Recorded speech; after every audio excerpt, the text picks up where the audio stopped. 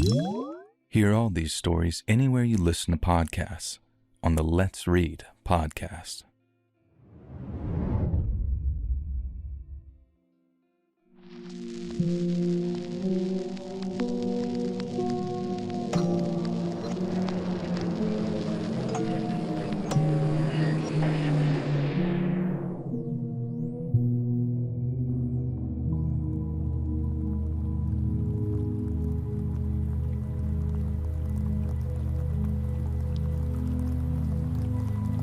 I think my first 6 months of trucking must have aged me by about 5 years, and for the first 2, I felt like I was in pure survival mode. Everything I was taught in CDL school seemed like it was written by someone who sat behind a desk, not a wheel.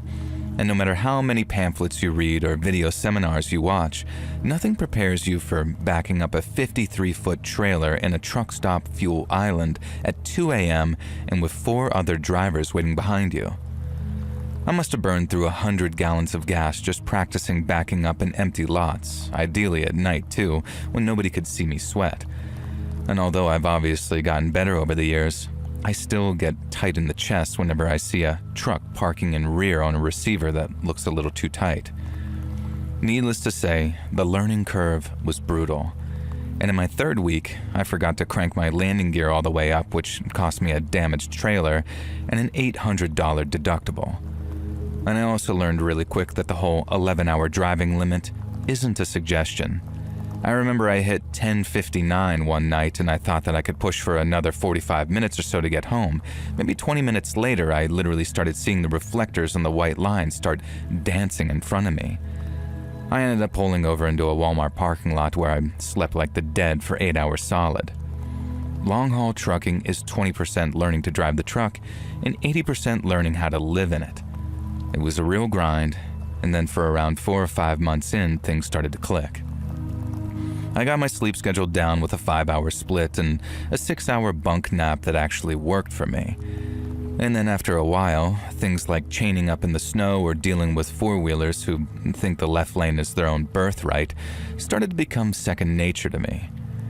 It was humbling, exhausting, but honestly kind of addicting once I realized that I was actually getting good at something that scared the hell out of you in week 1. And I remember being on one particular run and thinking to myself, yeah, this is the life for me. But it wasn't all sunshines and rainbows, and back in those early days, I made a couple of seriously grave mistakes, and one of them almost cost me my life. And so one morning I'm cruising through Oregon just after crossing the Idaho state line on the 84, and it's one of those gray Pacific Northwest days. I'm in the middle of nowhere, and it's me, my radio, and a flask full of Go Juice. It's all quiet on either side of me, and then suddenly, I see a truck of some kind zooming up the highway behind me. Now, as it got closer, I realized that it was a blacked-out Chevy pickup with tinted windows and no markings, and it was flying up my driver's side so fast that I might as well have been parked. Now, I remember thinking, who the hell is this asshole? But no sooner had that question entered my head, my rear view lit up like the 4th of July. The driver of the black Chevy had placed a set of red and blue LEDs on the top of his truck, and the moment I saw them, my heart jumped straight up into my throat. Unmarked units freak me out, man, and they still do. So as those lights are strobing so hard it looks like a damn rave was popping off in my mirrors, I flicked on my four-ways and then slowed as I tried to find a spot that isn't a 6-inch shoulder with a guardrail. After my tires hit the rumble strips, I threw on the parking brakes and then sat there with my hands at 10 and 2 like I was taught. You don't reach for crap when you're getting pulled over in a rig because cops do not like that height difference. Anyway, the truck's driver hops out and he's wearing a full tactical vest and pistol belt. He's got no state police hat, just a badge attached to the same belt as his holster, but I couldn't make out any details on it.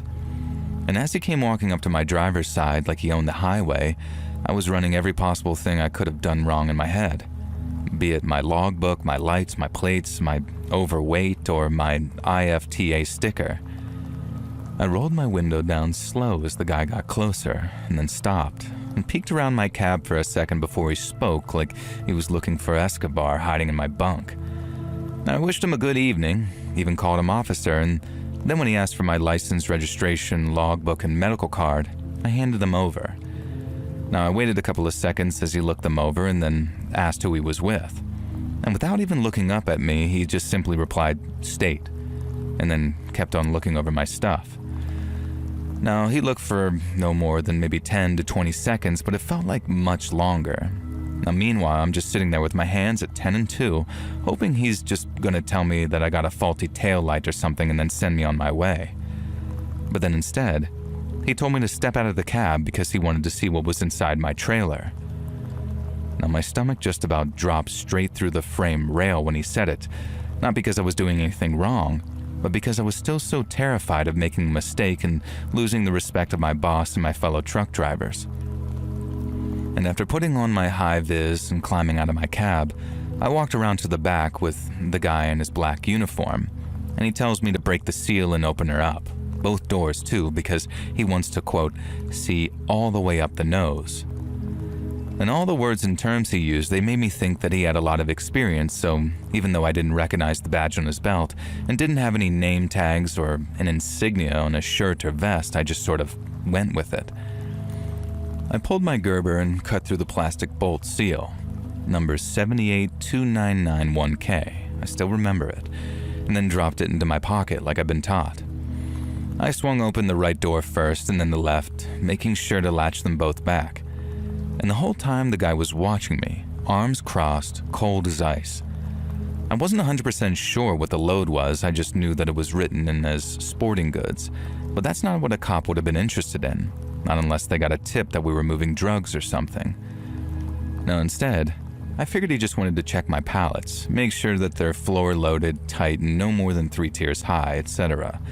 Some cops get antsy about voids either, as in like small spaces between your pallets. But this guy didn't strike me as a regular traffic cop, and neither did he seem interested in the spaces between the pallets. I told him my bills were clean, that there was no hazmat inside, and nothing which required temp control either. But he didn't say a single word in reply.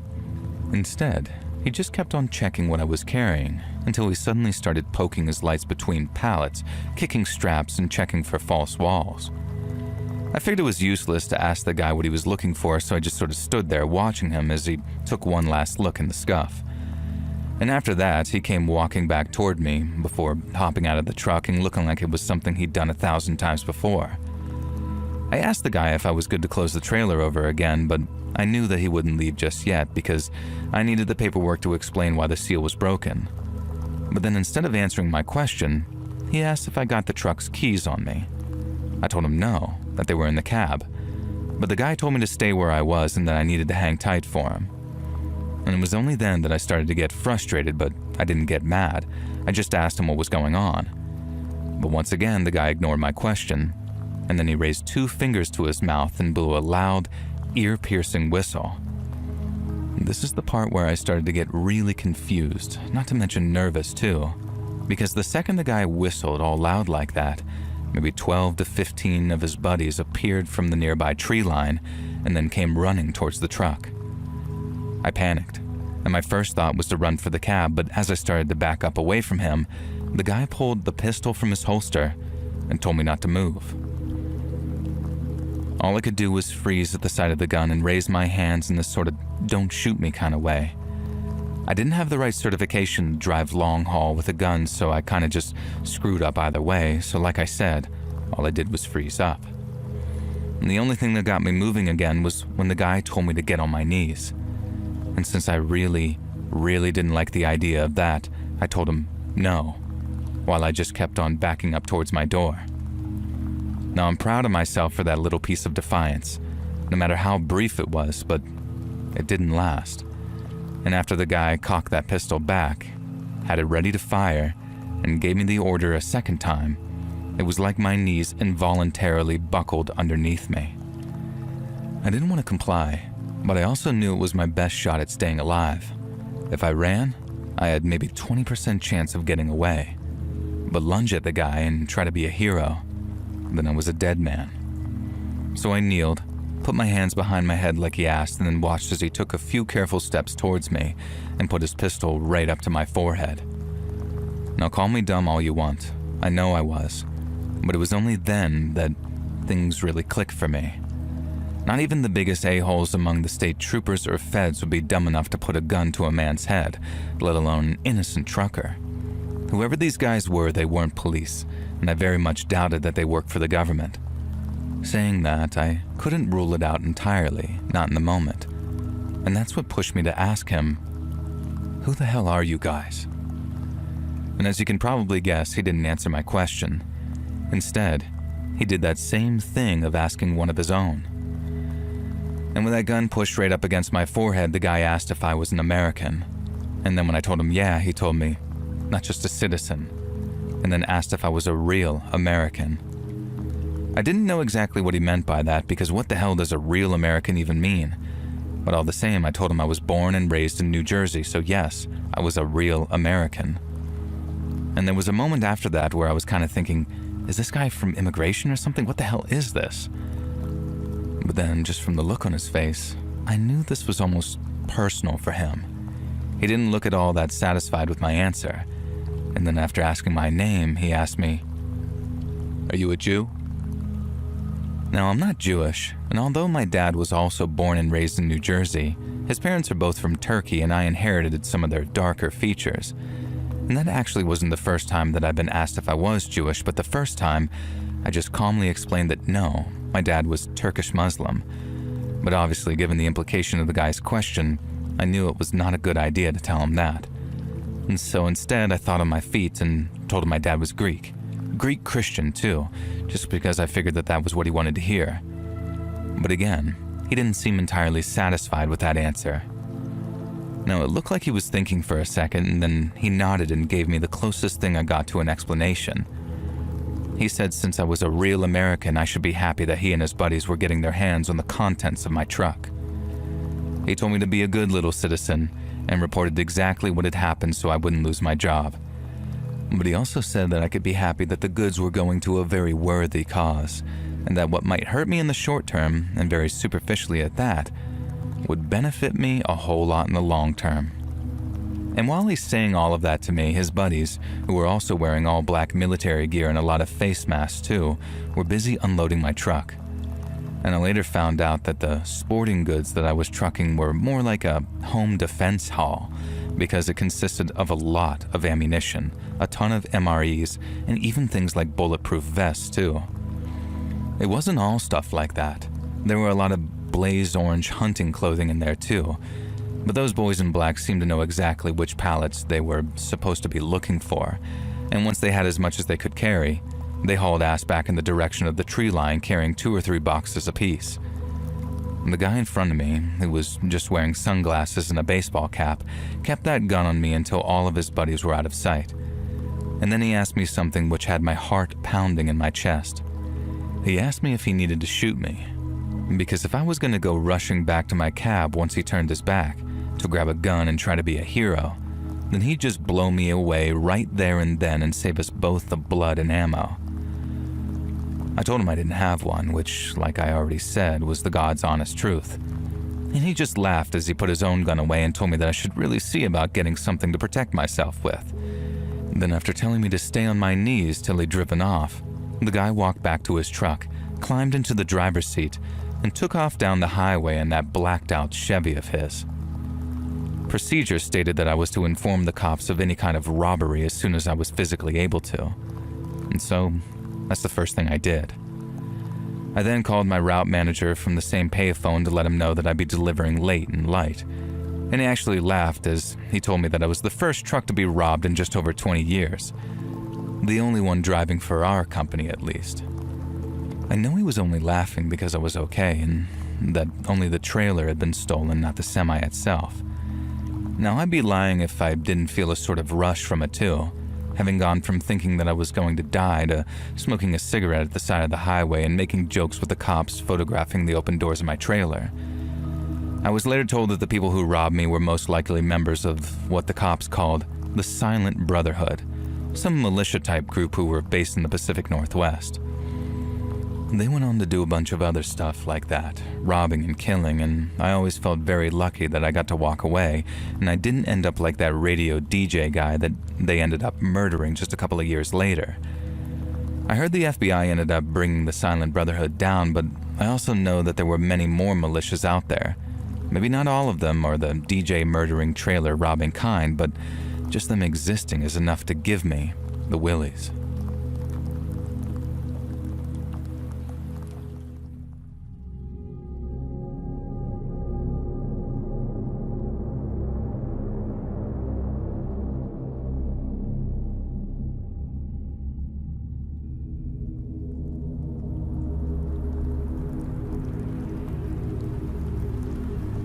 A few years ago, after I'd left college and wasn't really ready to become a career adult yet, I took a job working as a fry cook at a local fast food restaurant. It wasn't a chain restaurant, it was one of those where the signage and font try and make it look like it's KFC or something, but it obviously isn't.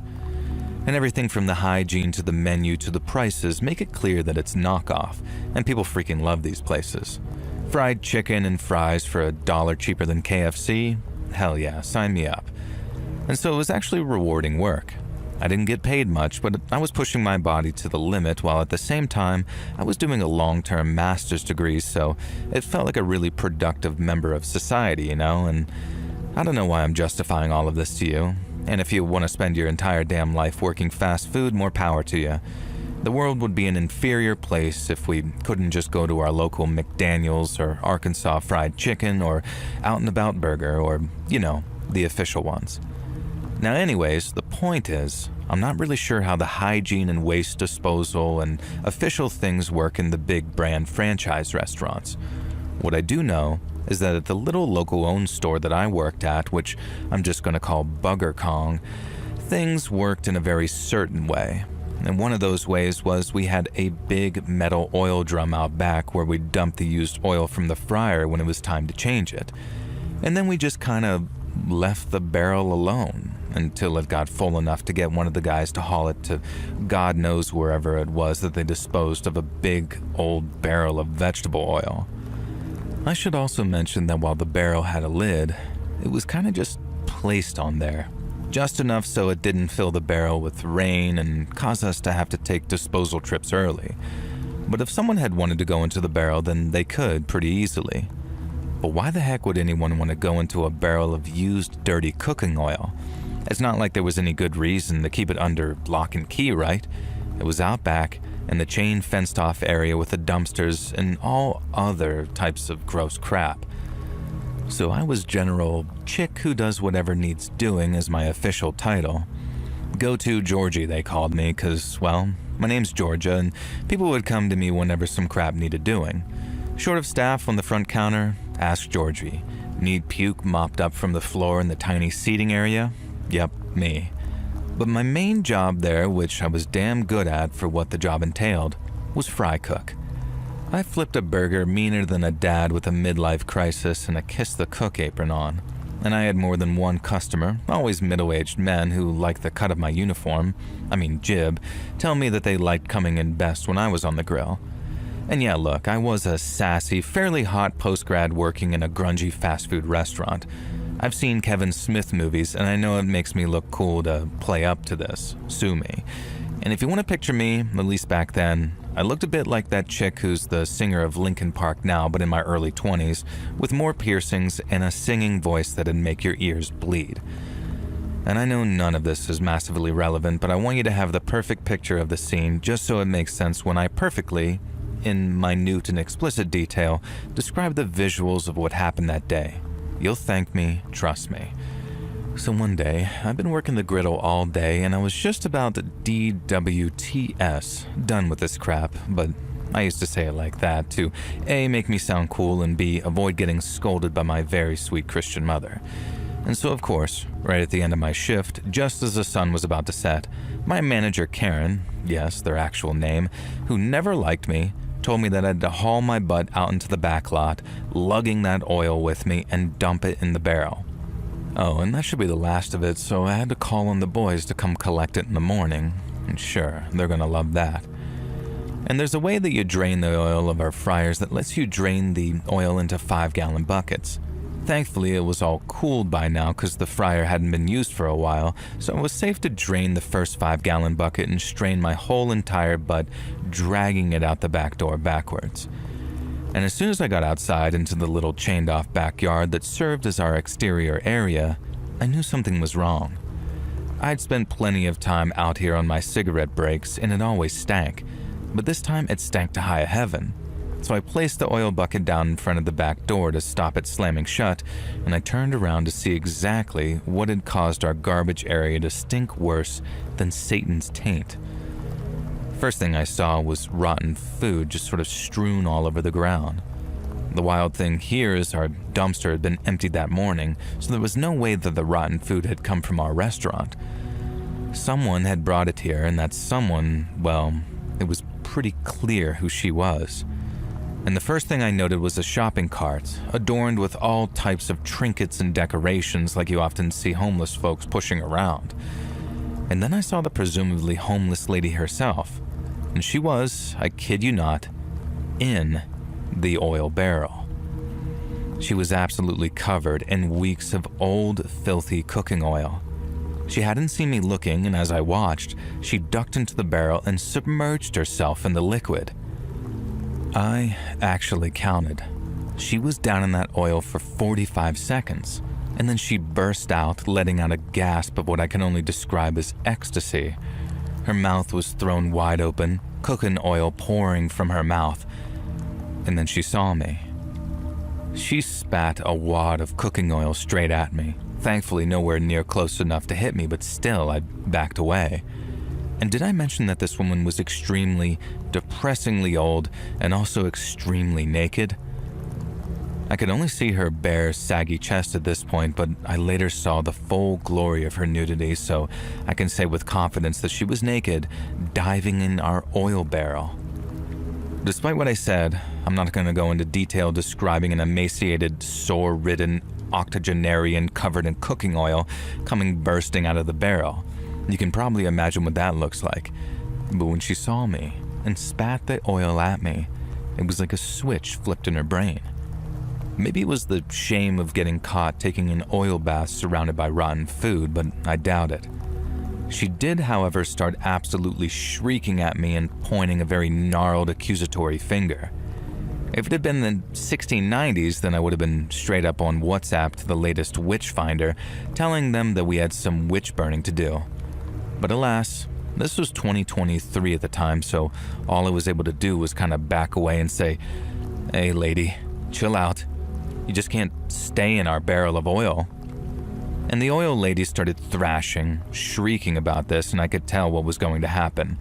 She was angrily reaching out towards me, flailing with rage and fury, so of course, yes, the entire barrel of oil tumbled forward, sending foul-smelling vegetable oil flooding across the lot. I tried to jump back further but hit the wall. In my infinite wisdom, I decided to kick the bucket. Not in that way, but I mean the bucket that was propping the door open. I didn't want any of this crap getting into the kitchen and giving Karen an excuse to Karen at me. And the barrel of oil managed to topple forward towards this woman, and the back door of the restaurant slammed shut, i.e. locked. And this meant that I was trapped with this oil woman in a small fenced-in area.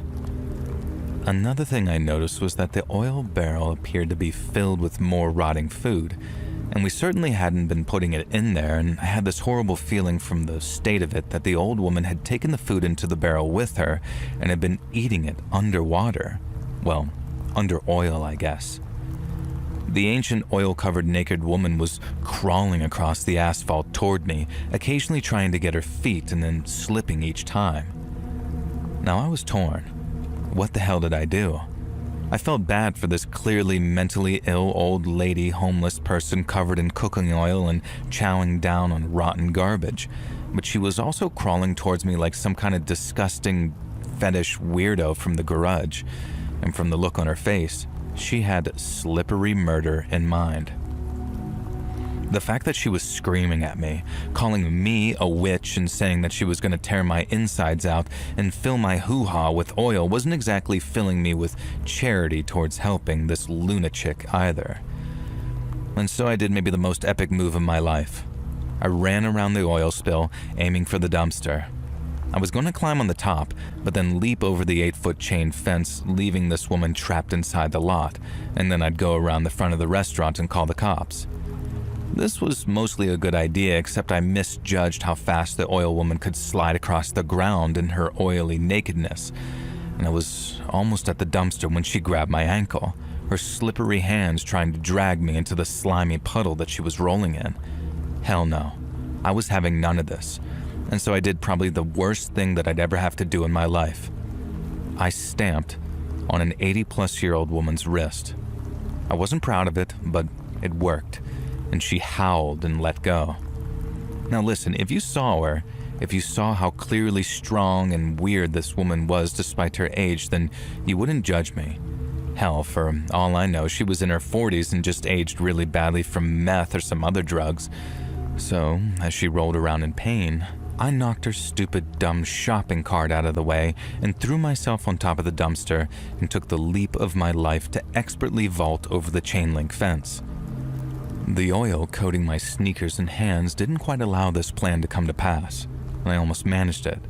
Instead, my pants caught on the chain link fence and I was left hanging upside down, blissfully on the outside of the yard, but somehow caught by the tear in my knee of my jeans, so I was just sort of hanging there upside down. And there was a moment where I was considering that I could undo my belt and slip out of my pants and fall to the ground in my underwear, but there was already a naked elderly lady in gallons of oil. There was no way that I was turning this into more of an effed up, weird concept than it already was. And instead, I shamelessly and tearfully started screaming for help. Thankfully, a passerby saw me and helped me down, and then recoiled in absolute horror when they saw the scene that I just escaped from. Now, short ending to a long story, I limped my way back to the restaurant while this passerby very kindly kept an eye out on the old woman just in case she found some way to try and escape. And how she'd gotten in, shopping cart included, was absolutely beyond me. And the best I could think is that she'd picked the padlock to the yard and then for some reason locked it behind her again. It didn't feel like this was the first time that she'd taken a bath in our oil. It felt almost too planned. Now Karen handled it, called the cops, and I gave a statement, and then got sent home for the day. I never really found out much about that old lady. All I knew was that she definitely wasn't pressing charges, and she was getting the help that she needed, so I guess that was nice. Now listen, I tried to make this sound as funny as possible, but the whole thing was absolutely freaking terrifying, and the only way that I can handle the story is really by joking about it. I still have genuine nightmares about her bursting out of that barrel, oil pouring from mouth and screaming just gibberish at me. I still get sick if I smell anything rotting, and I absolutely do not work in fast food anymore. I just can't. And I know the event could have happened anywhere with a drum of oil, I guess, but I can't handle the idea of ever encountering anything like that again. I mean, could you? No matter how I try and turn this into comedy, it's the most horrifying thing I've ever dealt with, and I hope to all that is holy that I never, ever have a reason to share a story like this ever again. But you know, if you want to use a terrifying woman bursting out of an oil drum as the video thumbnail, I think that I'd probably be okay with that. Maybe.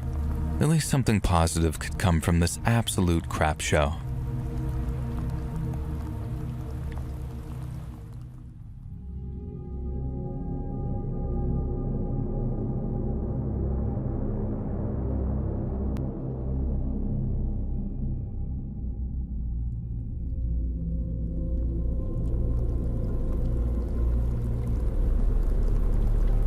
In my 25 years as a long-haul trucker, I've been to some incredible places, and I've met some incredible people too. It never ceases to amaze me how kind, compassionate, and downright wholesome folks can be to one another and to me.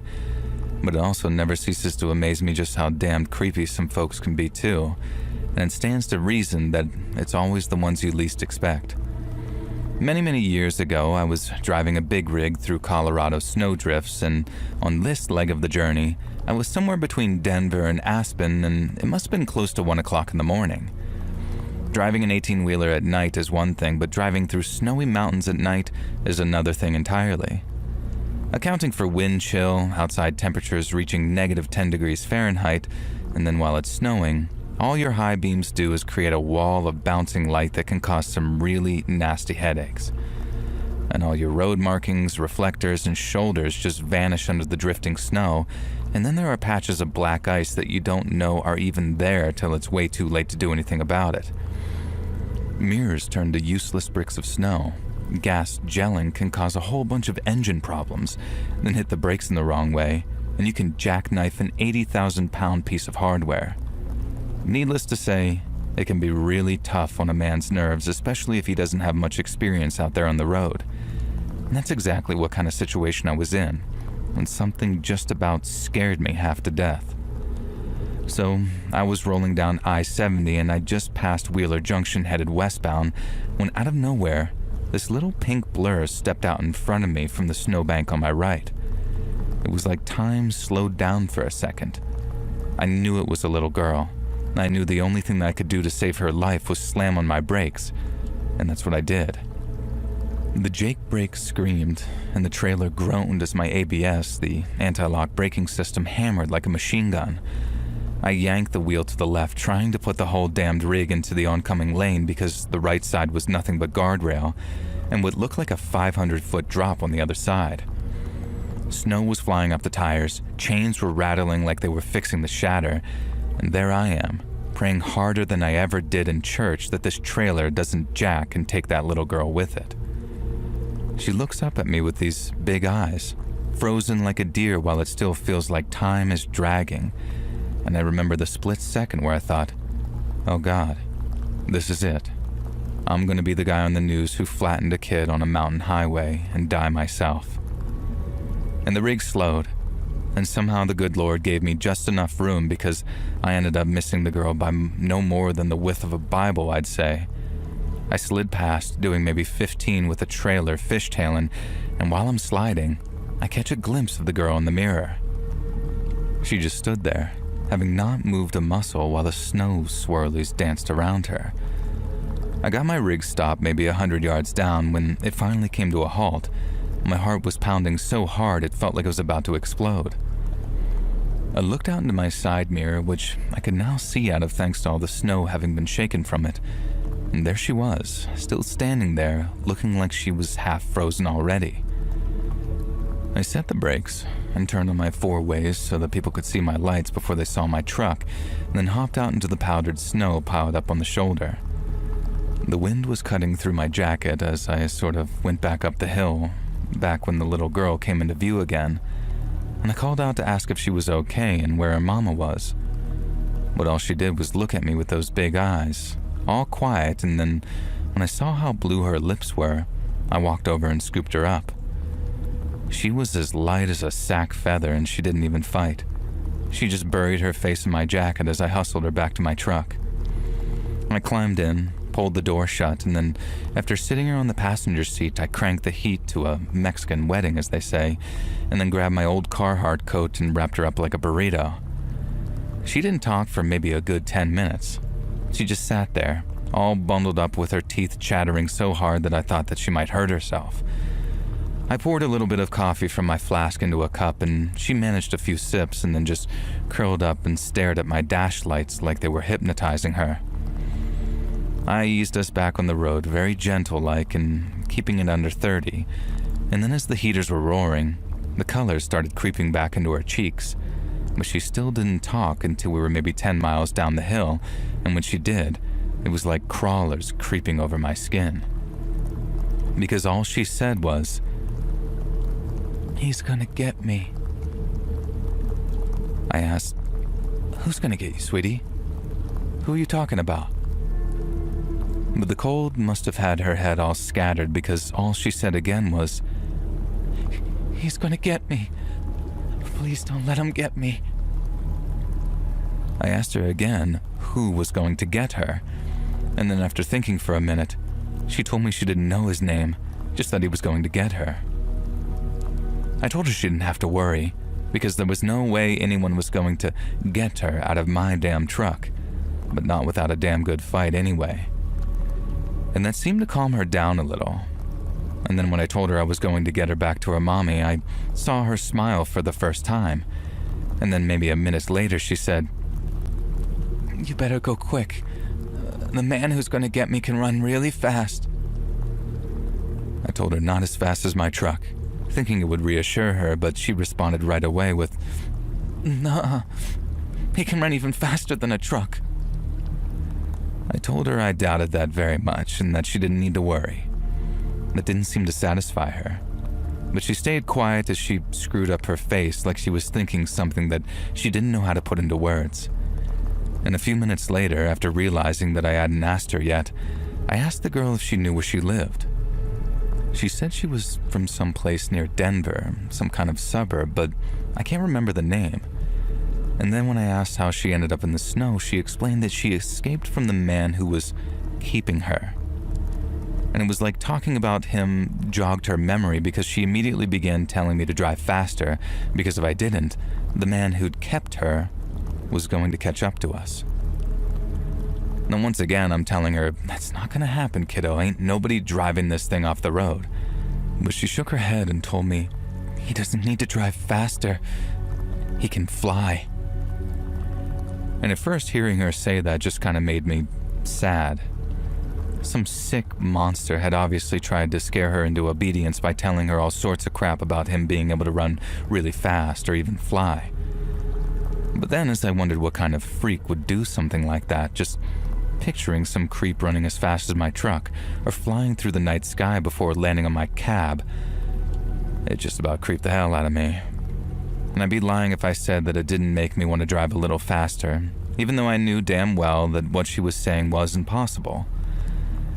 Now, it didn't help that I asked her if she would tell me anything about the man who'd taken her. And we'd already established that she'd been taken from the parking lot of a grocery store because she mentioned something about shopping with Mommy, and then the next thing that the man was holding her hand and telling her that they were going to find her mom. Obviously, that was a lie because she hadn't seen her mom since. But when I asked her for some specifics about him, what he looked like or what kind of house he lived in, all she said was that he lived out in the woods and he looked, in her words, real scary. Now, I know it might sound dumb because this was a kid saying it in some scared little girl voice, but when she said he looked real scary, it sent an actual shudder through me. I guess it tapped into my own long-lost sense of childlike imagination, and I guess it figured that some freak who'd abduct a kid would be real scary looking, but just the thought alone scared me. I then asked the girl if she could tell me anything about where she was kept, and when she said no, that it was always dark and she could never see anything, I just figured I better stop asking. I was taking her to the cops, who'd no doubt ask her a ton of their own questions, and I doubted I was helping any by making her talk about it. But I also had this terrible fear that for some reason she might not survive till we got to the cops. My sister is a nurse, and the thing she told me about kids that really stresses her out is how they hang on and hang on and hang on, then bang, they just slip away on you real fast. The girl was talking and she looked way better than she did out on the highway, but there was a part of me that thought, what if she doesn't make it? And not just because of the hypothermia that she might have suffered, but because the person chasing her might still have caught up with us at that point. And I knew well enough no man could fly, and that no one could run as fast as a truck either, but he could most likely drive. And if he wanted to keep his ass out of prison, he'd be on the road behind us looking for that girl. And that was my thought process at the time anyways, and as you can imagine, I was creeped the hell out on top of everything the girl had said. But no one caught up with us. The girl made it to the county sheriff's office in a place called Vale, and that, boys and girls, is where we parted ways. Now, I still think about that little girl sometimes, though. She'll be a woman by now, maybe even with kids of her own, and while I have no doubt that she remembers the trucker who pulled her out of that snow and stopped her freezing to death, I hope to God that I get to meet her again one day, so I can find out why she was out there in the first place. Now, I didn't read anything in the local newspaper about it. No reporters came knocking on my door to take a statement, and no cops either, so I don't know if they ever caught that scary-looking guy. I'm just hoping that that little girl is reunited with her mama, and that she grew up to be happy, in spite of whatever she'd endured.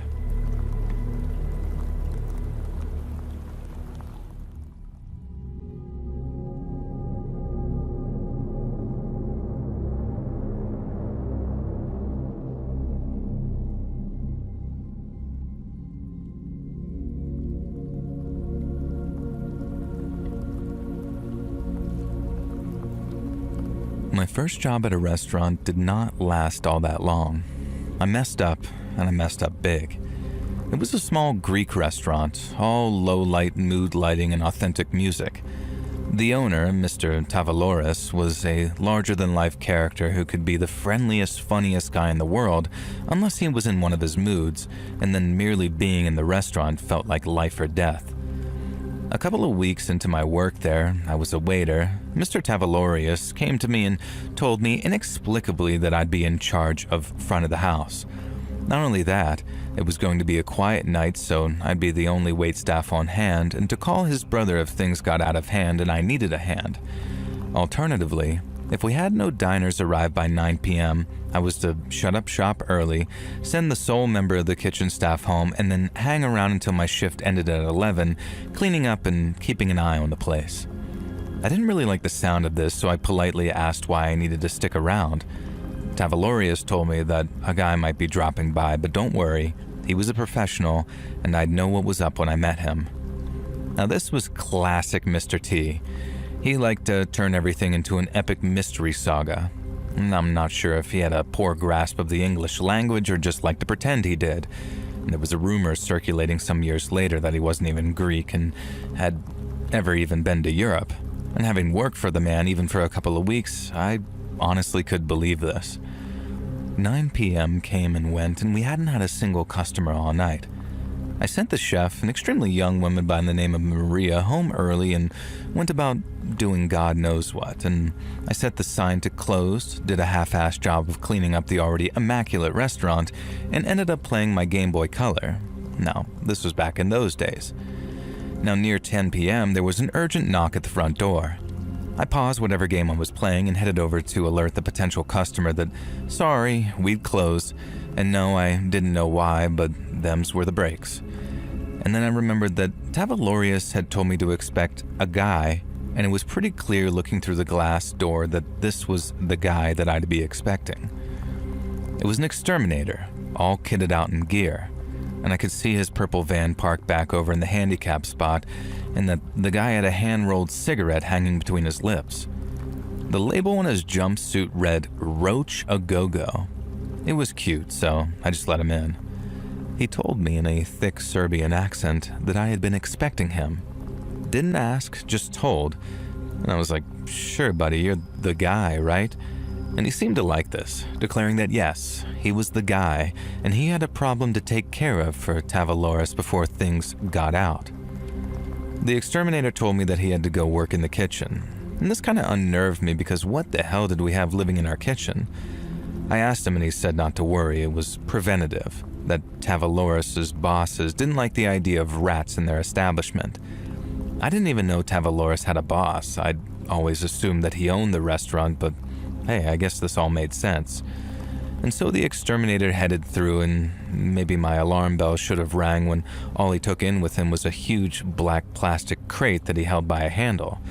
But what the heck did I know about extermination and laying poison or rat traps? The guy wasn't in the kitchen too long. He quickly stepped out of the door, too quickly, I realized much later, and then clicked the latch shut. The fella told me that I should just go home and leave the kitchen overnight for the poison to settle and deter any rats. None of this seemed weird to me, and Tavaloris had basically told me the same thing, to go home early, so I ushered the Roaches A Go-Go to his van and bid him a good night and got into my own battered Buick 8, my pride and joy. Now, I'm just going to jump ahead a little here and explain something about what Tavaloris actually intended by having me stay alone at the restaurant. Now, he was expecting some very angry guys to show up and punish him for some transgression or other because, shock and horror, my dodgy Greek boss was in with the mob. Gasp. Who could have seen that coming? And so what he figured, I think, was that this mob boss's thugs would find me there alone, figured that I might be a big deal to Tavaloris, and dish out a beating that I wouldn't soon forget. At least I hope he only expected a beating. The idea that I was being cast out as a sacrificial lamb is a little too terrifying to actually consider. The thing is, these mob guys were smart, smarter than your average gangster. They didn't play things by dishing out beatings and burying Joe loose lips in concrete or whatever these guys usually did. They specialized in fear. I heard later that their enforcers were nicknamed the Ghouls, and I can understand why. Their intimidation came in the style of scaring the absolute living crap out of their target, and their target was Tavaloris, not me. Unfortunately, it was still me and the kitchen girl from the night before, Elle, who made the discovery. Tavaloris had arranged for us to open up that next morning too, maybe to test if I'd actually show up for work, get a vague scope of the situation. I did indeed show up to work, none the wiser, and explained to Elle as we entered the restaurant that the exterminator had been there the night before and laid down poison in the kitchen to deter rats. Now, Elle was young, probably too young to be running a kitchen, but she was whip smart, and immediately her face went whiter than usual as she told me, "Hey, that's not how an exterminator works. You can't just lay rat poison down in the kitchen where we prepare food." This was effed. We were probably going to have to dispose of any of the food the exterminator had access to. And thankfully that shouldn't have been very much since the pantry and the freezer were locked and Elle and another chef kept the key, but at the very least, we might have to replace some pans and some fresh veggies. That's a bummer, I thought as I opened the door. And then the next thing I'm doing is letting out the most high-pitched, girlish scream of my life. I slammed the door shut and began trembling, shaking like I was in septic shock. I could barely get my words out. I was almost sobbing, and bear in mind, I'm a grown-ass man. Elle was shaking me, asking me what the hell was wrong. Was someone dead in there? Did we have to call the cops? Now she moved to open the kitchen door and I just about screamed no. I think I scared her more by grabbing her than anything else, at least until she looked through the window into the kitchen. To Elle's credit, she wasn't quite as freaked out as me, but she didn't suffer from crippling arachnophobia.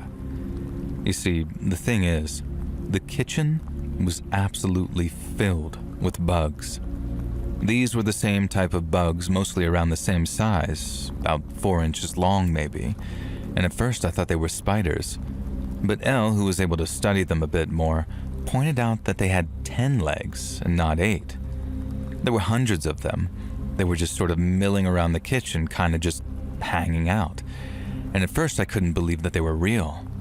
They looked like spiders by way of some messed up horror writer and then some, and this was freaking New Jersey, not the Australian outback or the Middle East. Things like this just didn't live here.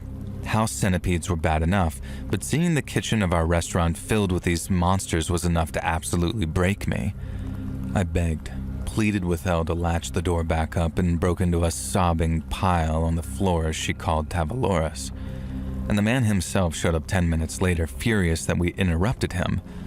Of course, there weren't monster spiders in the kitchen. Maybe a handful had gotten in, sure, but we must have both lost it.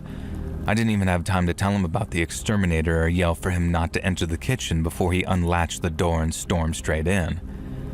Now, I've never seen a fat, unfit man run quite so fast as I did then. Tavaloris came crashing out of the kitchen, hollering and howling, yelling at us for not telling him what to expect and cursing the redacted family who I don't want to draw the ire of even to today. Elle thankfully had the foresight to rush over and pull the door shut, locking it again. But not before a couple of these beasts had come ambling out into the restaurant. Elle somehow managed to trap one of them under a glass, and the others started coming towards me. It looked at me, and I looked at it. Its face looked like, well, let's just say it looked like lady parts. Somehow this made this hideous spider being a little less terrifying to me, and I couldn't really bring myself to kill it. And instead, I slowly backed away and let Elle capture that one too. But there was still the problem of the absolute hundreds of these horrible bugs in the kitchen. Tavaloris was just screaming, "No cops, no cops," and eventually calmed down enough to call an actual exterminator pal of his. Elle and I were sent home for the day and the restaurant was closed for the next 3. Needless to say, I didn't return to work when my unpaid, I may add, vacation was over. I was done with that job. If Tavaloris had pissed off the redacted family, then I did not want to go between him and the ghouls. Now, this was their harmless warning, their opening gambit, so to speak. Things would escalate from here, and I wanted no part of that. Now, I later found out from Elle that the creatures were camel spiders. Not spiders at all, or were they scorpions, despite their other name of wind scorpion. They're wholly their own thing. Not really dangerous at all, but they do have a painful bite. But what creeped me out the most was that the ghouls had collected enough of these to release around 100 into our kitchen, and you could bet money that this wasn't the only stock of horrific creatures and creepy crawlies that they actually had. It made me sure of one thing. I didn't want to work in the service industry. I didn't want to work with anyone who messed with that redacted family or became the target of the ghouls. And I certainly didn't want to find out the kind of thing that they'd do to escalate if releasing 100 camel spiders into a restaurant was their initial warning. A few years later, long after I had moved out of New Jersey, I heard that Tavaloris restaurant had closed down, some kind of health inspection issue. Apparently it was really bad. A guest had found a baby bird fetus in their falafel or something. Whether this was another threat from the ghouls or just Tavaloris being a really terrible restaurant owner, I'll never know, and really, I never want to know.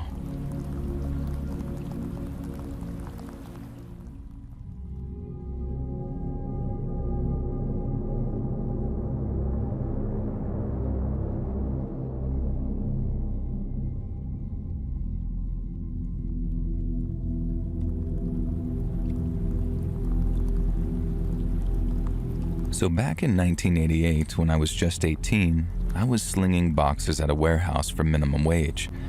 I had no plans for college, no plans to do just about anything, really. Until one day, this good old boy rolls up in this shiny red Kenworth. And he seemed like a character, so we got to talking, and that's how I found out that he made 4 times what I did just for driving a big rig across the country.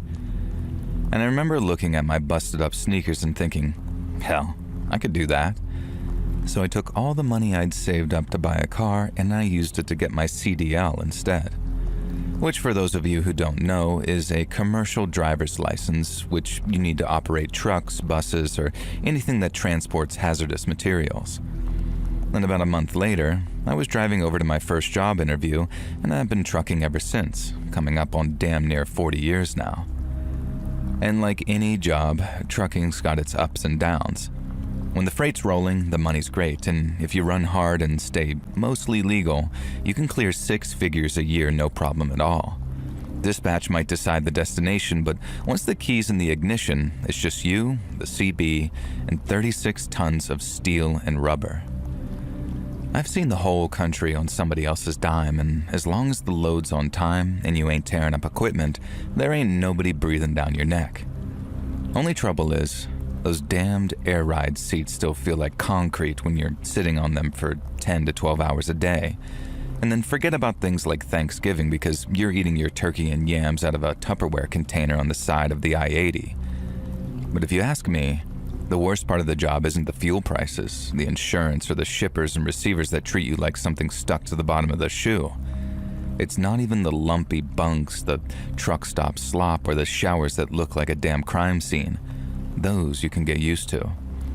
The worst thing about the job is ironically the very same thing that sometimes is the best thing about the job, and that's the people you meet while out on the road. 6 years into my career, I was hammered down and eastbound on the I-80 somewhere just west of Lincoln, Nebraska.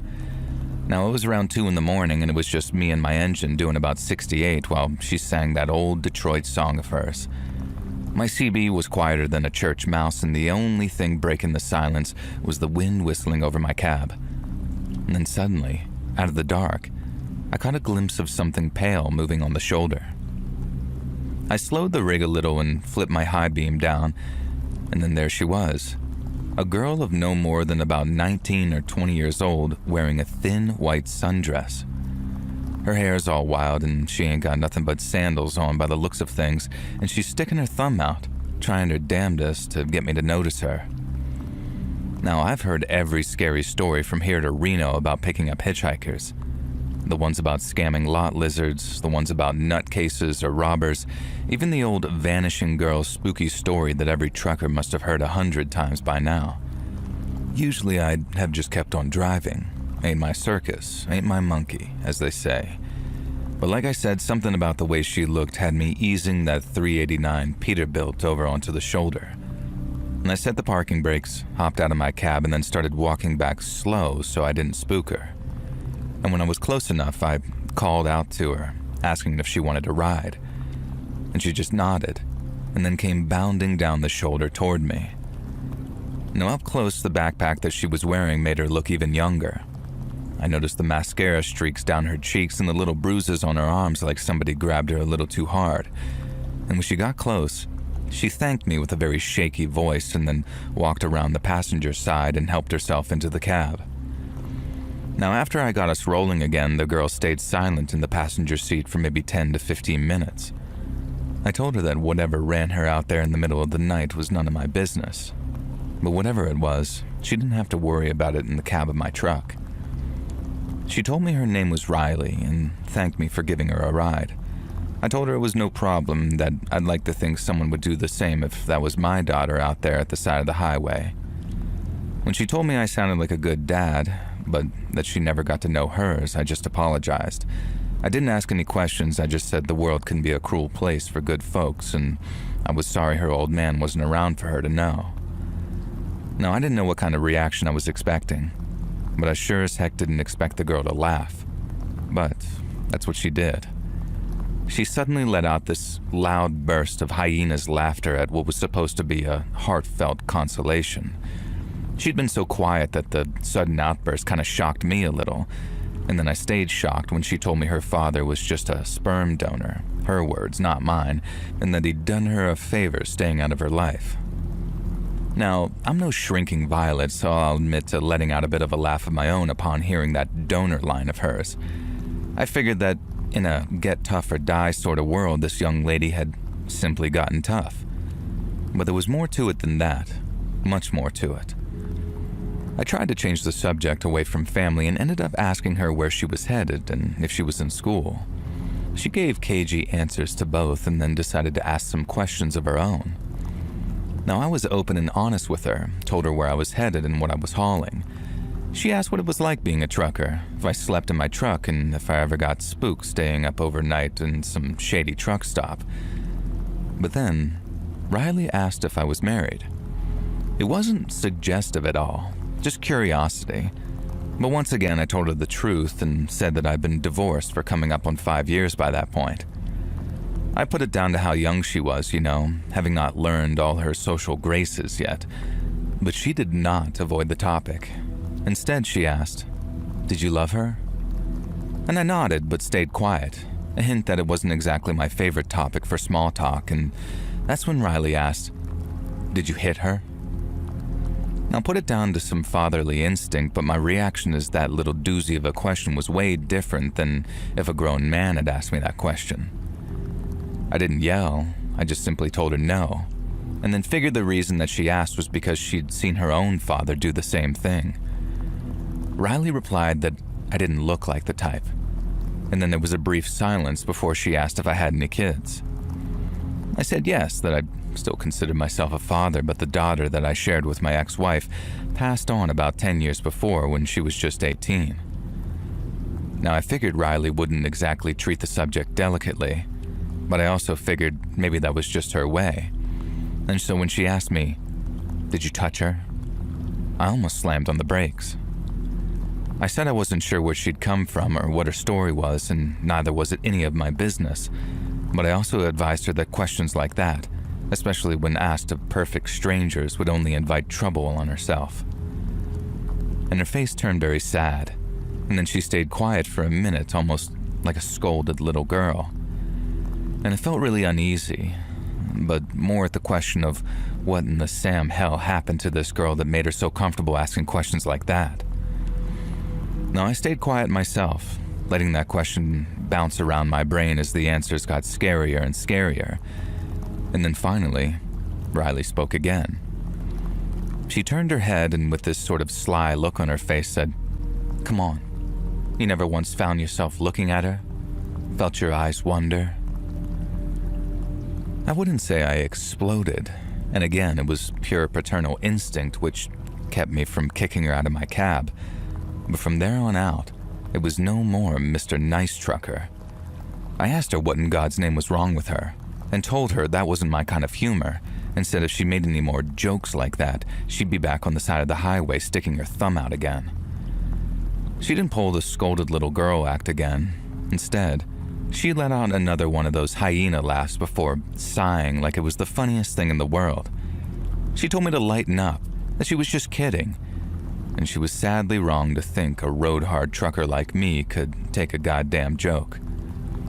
I told her I could take them just fine, but there were some things you just didn't joke about, and she'd do well to learn that before she pissed me off. Now, I thought that might at least silence her for a while, but instead, Riley started asking me stuff like, "Oh yeah? What's wrong, trucker? Gonna do me, huh?" And then putting on this little girl voice to ask the same question, "What's a big old trucker gonna do to a little girl like me?" Now, I finally yelled at her to shut up.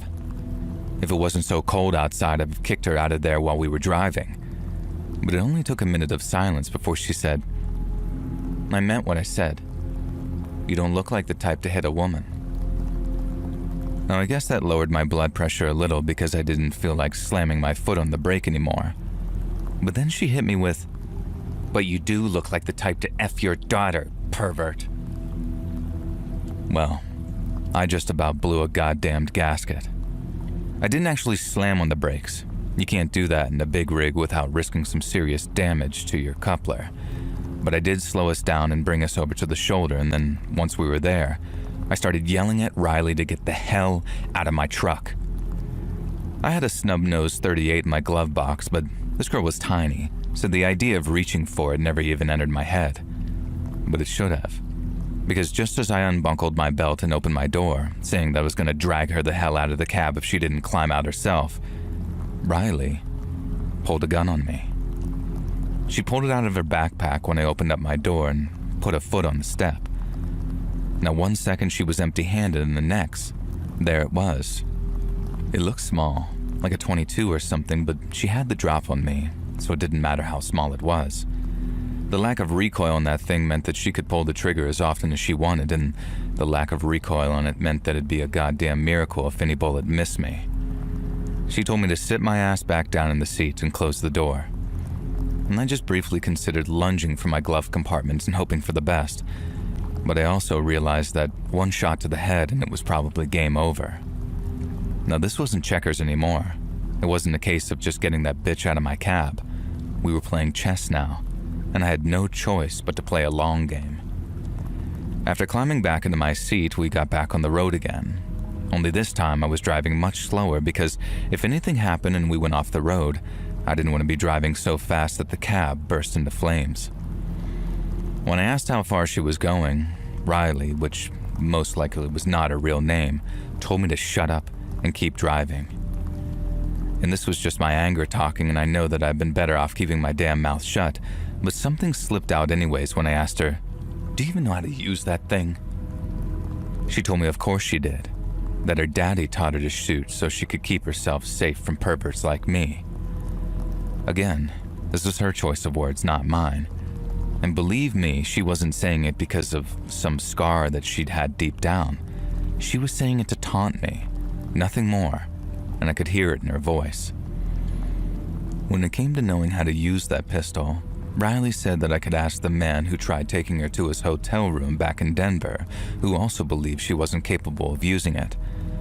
But the girl was also quick to add that I'd have a pretty tough time talking to him since she left him lying on the floor of that hotel room, dead as a doornail. And I noticed that she said that about her father, and since I couldn't resist, I called her out on it. I reminded her how she told me that she didn't know her father, and in response, she gave me another one of those hyena laughs. She told me I was a dumb mother effer for believing such a sob story, and that I shouldn't be so gullible in the future. I remember how she smiled when she asked if I believed her about killing a man back in Denver. I told her I'd be a fool to believe anything that came out of her mouth by that point, and once again she laughed. She said she figured I might say something like that, so she brought something along with her from Denver to prove she wasn't lying. She asked if I wanted to see, and with both hands on the wheel, I told her I didn't think I had much choice in the matter. The girl laughed, and then reached into her backpack again and pulled out a Tupperware container filled with what, at first, appeared to be mud. And when she cracked the lid and the smell hit my nose, I knew it wasn't mud. It was some type of congealed blood, and whatever was floating in it was starting to turn. At first, when the girl told me to look at what was inside, I ignored her and kept my eyes on the road. But this only made her angry. She pointed the gun at arm's length, dramatically like, so I could see it clearly. And then she said that she didn't give a good goddamn if it made us crash, because she'd scramble my brains if I didn't do as I was told, and look. Now, I can't express how certain I was when she said that she was serious. I mean, this girl sounded unhinged, truly unhinged, like her sanity was holding on by just a few thin threads. I've had a gun pointed at me maybe a half dozen times in my life, but I only twice truly believed that the person would pull the trigger. Once, I was being robbed by a meth head that I described as barely human, and the other time was in the cab of my truck with that girl who wasn't named Riley. And so, since I believed wholeheartedly that she was crazy enough to risk her own life by shooting the driver of the big rig she was sitting in, I looked at what was in that container. And when I did, I almost puked. Floating in what looked like dark red jelly were two meatball-sized oval-shaped organs made of a much paler flesh. I knew what they were from the first second I looked at them, and as I stared at them for that brief moment, the smell of them turning hit my nose, and I almost lost my stomach there. I turned my eyes back to the road and kept one hand on the wheel, but I had to cover my mouth and nose with the other as I gagged to keep myself from throwing up. The girl thought that was the funniest thing she'd seen so far, and she cackled like a witch as I coughed and retched. She told me not to worry, because she cut them off of the guy in Denver after he was dead, and not before, so I wouldn't have to worry too much when it happened to me, too. And that was the most terrified I'd ever been in my life, without a shadow of a doubt, and I'm not ashamed to admit it either. I knew that the girl had lied to me once before, and just for kicks, but the evidence of what she'd done was right there in front of my face. At least, I thought it was. Because when I asked Riley if those things in the container really were what I thought they were, she started laughing again. She said they were pig testicles, and I was a coward and an idiot for thinking that they were anything else. I knew better than to say anything by that point, and I just kept on driving. And thankfully, we didn't have to go much further before the girl demanded that I pull over at an upcoming truck stop. I did as she asked, watched as she pulled her gun closer to her chest so anyone outside couldn't see it. And then before she got out, she gave me some big speech about how she normally killed a man before leaving, so they wouldn't come after her once she got out. But in her mind, I was the exception. She said that she knew I wouldn't come after her, and that I wouldn't try to hurt her either. She figured I had a gun somewhere in the cab, and she was right, but she also knew that I wouldn't use it on a girl who reminded me of the daughter I'd lost. No matter how much I hated her, no matter how much I wanted to make her pay for being such a goddamn demon, she knew I wouldn't take away her chance to live, not without feeling like the same kind of evil that had taken my own daughter away. And the worst thing, she was right. Even after she climbed out of the cab and went walking off to find her next plaything, I couldn't bring myself to do anything but drive off, praying that she'd find her way and make a decent life for herself after, whatever it was that she'd endured. I only came out from under that spell once I was about 30 miles down the highway, and I decided the only thing to do was report her to the cops. I ended up stopping at a diner and calling in the whole thing to the local sheriff's department, and they gave me a reference number that I could use when calling them back in the future, but after calling maybe half a dozen times, I heard that there was never any progress and they didn't find the girl. I still hope she found a way to get better. I don't believe anyone is born evil, but a part of me thinks that if that girl pushed her luck a little too far one day, that she might not even be around anymore, let alone getting better.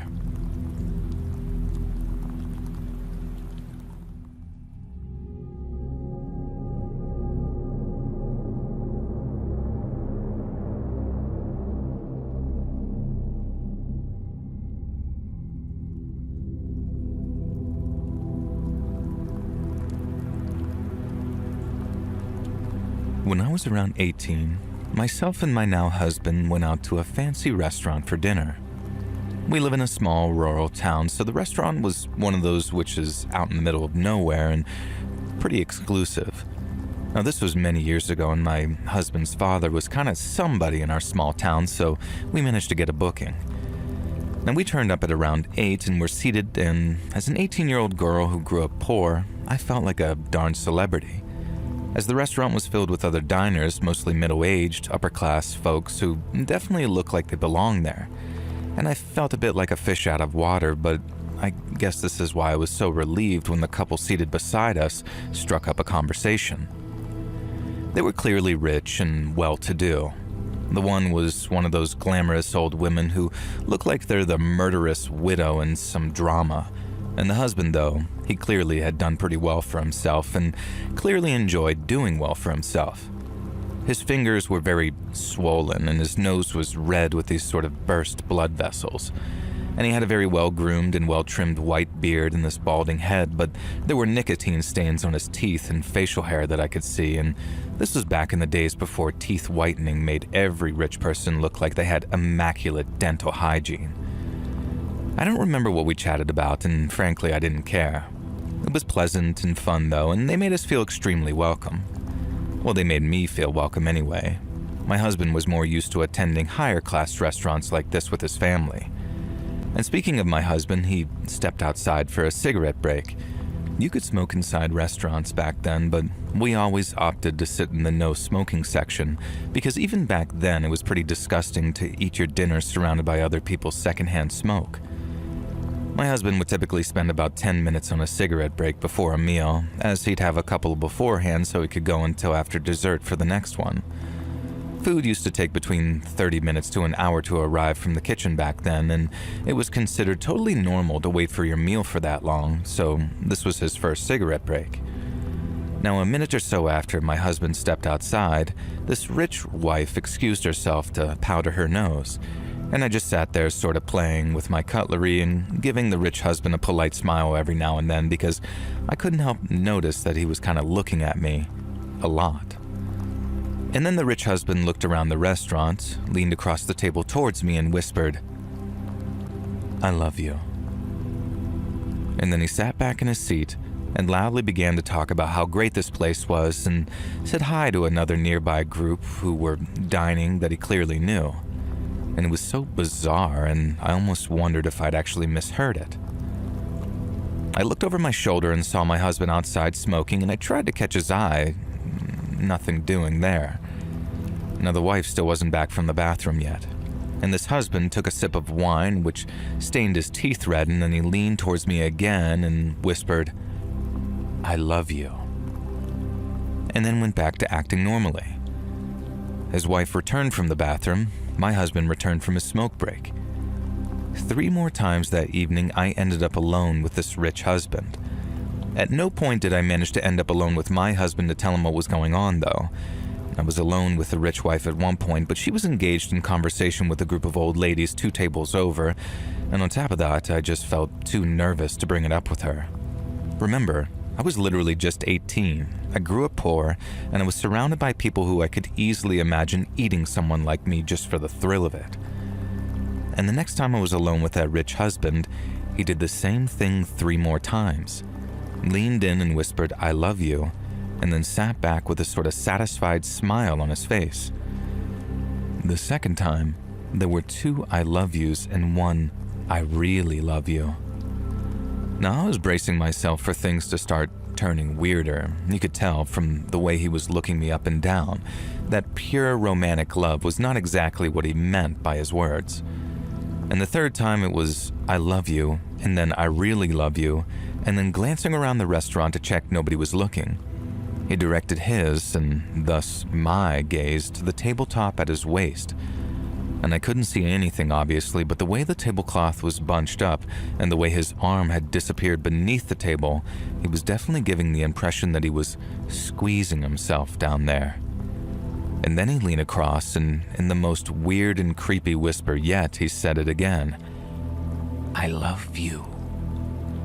And then conveniently, his wife got back to the table and he started telling her about something that had happened at the office that he'd forgotten to tell her about but absolutely positively had to share with her.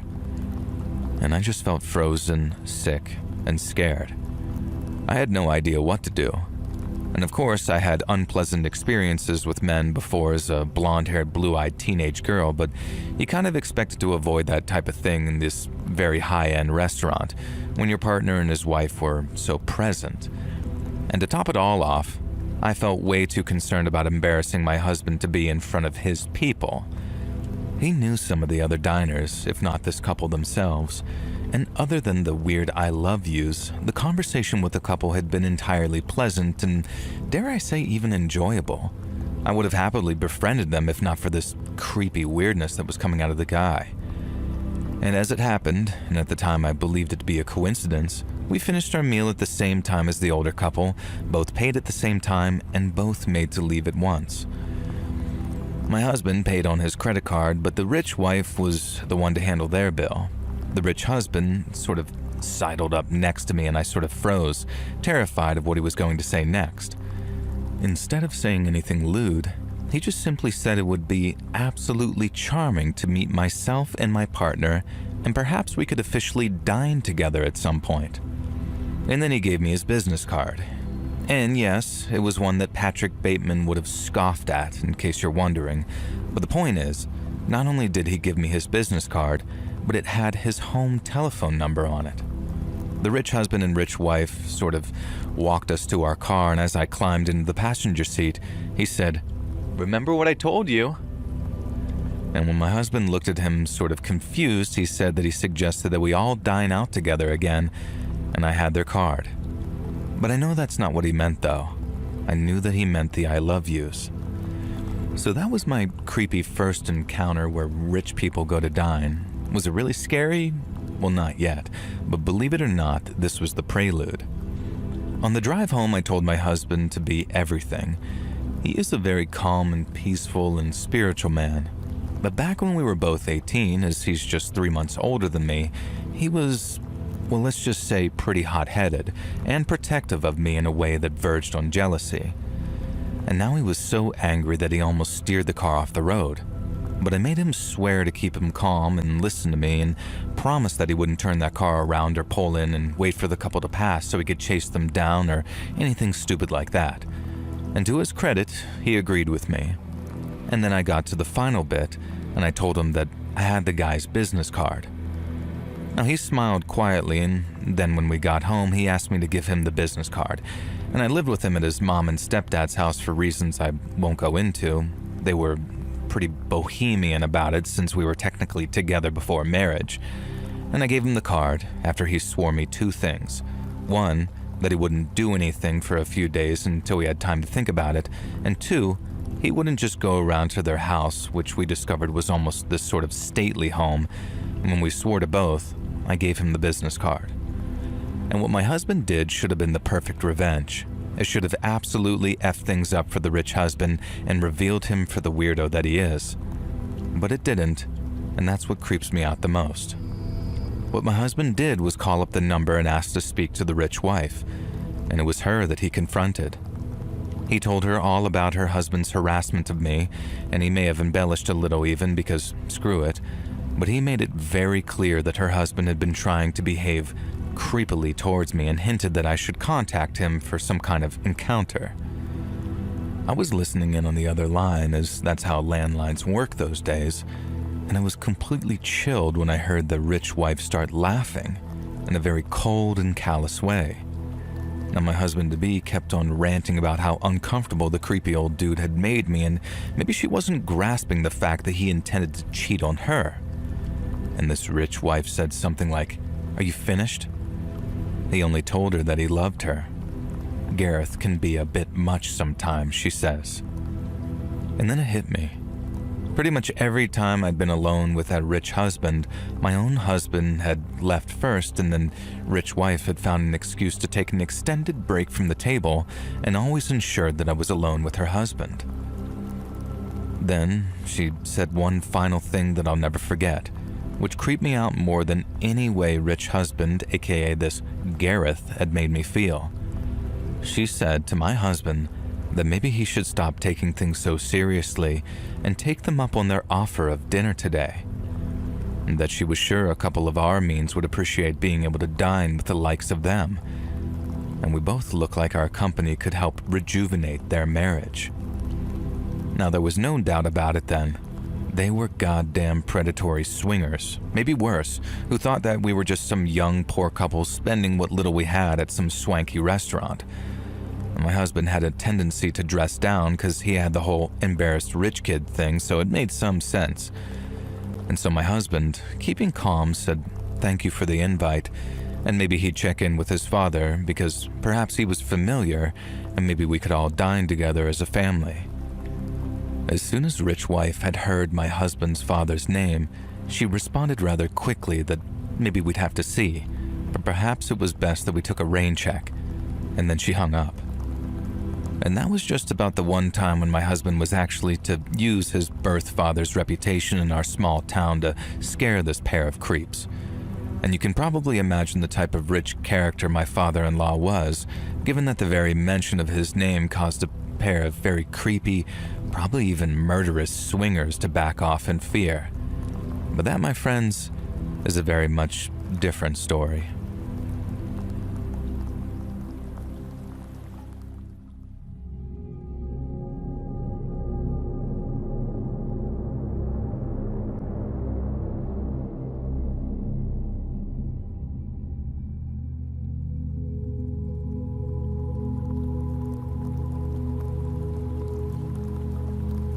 I used to work at this trucking company out in California. Not 18-wheelers though, just regular 4-wheelers that had cold storage in the back. I worked there for 4 years, never once took a day off for any reason, and that was partly down to liking my own coworkers so much. Now, for the most part, the other drivers were a great bunch of guys. Management was another thing entirely, but all the guys down on my level were great workers, and I'm proud to still be able to call some of them friends. But then, about 5 or 6 months before I quit in protest, they hired a guy named Jerry. Jerry seemed like an okay guy at first. A little quiet maybe, but he delivered on time and he didn't have any problems with anybody. But then came what I now consider my first clue to there being something off about Jerry, and that's when Tony tried showing him a picture of his niece.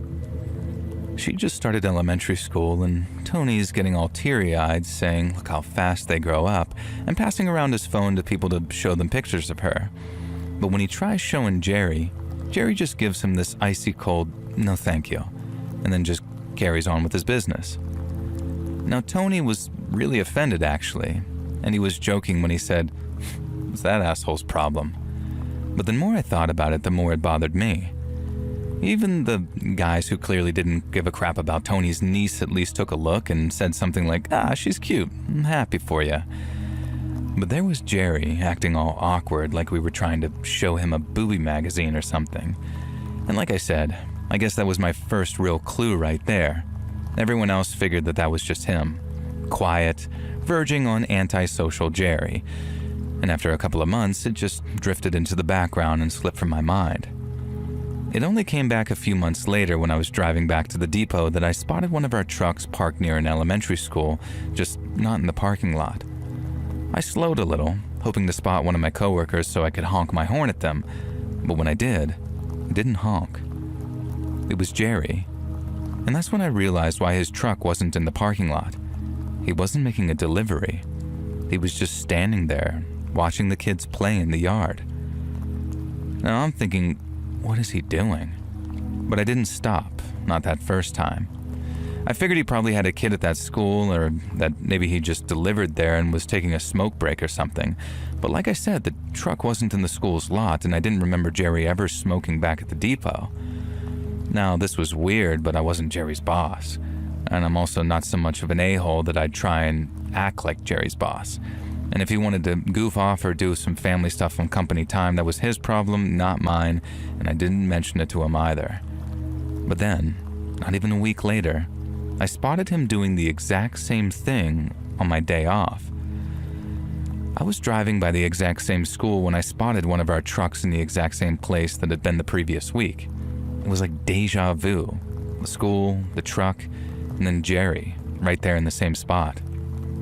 That time, I had a sort of double moment of what the F, because what was he doing there a second time?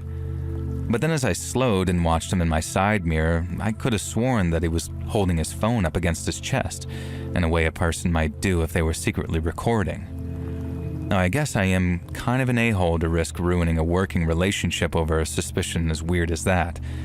And if it turned out he was holding his phone, then whatever, I'm the a-hole.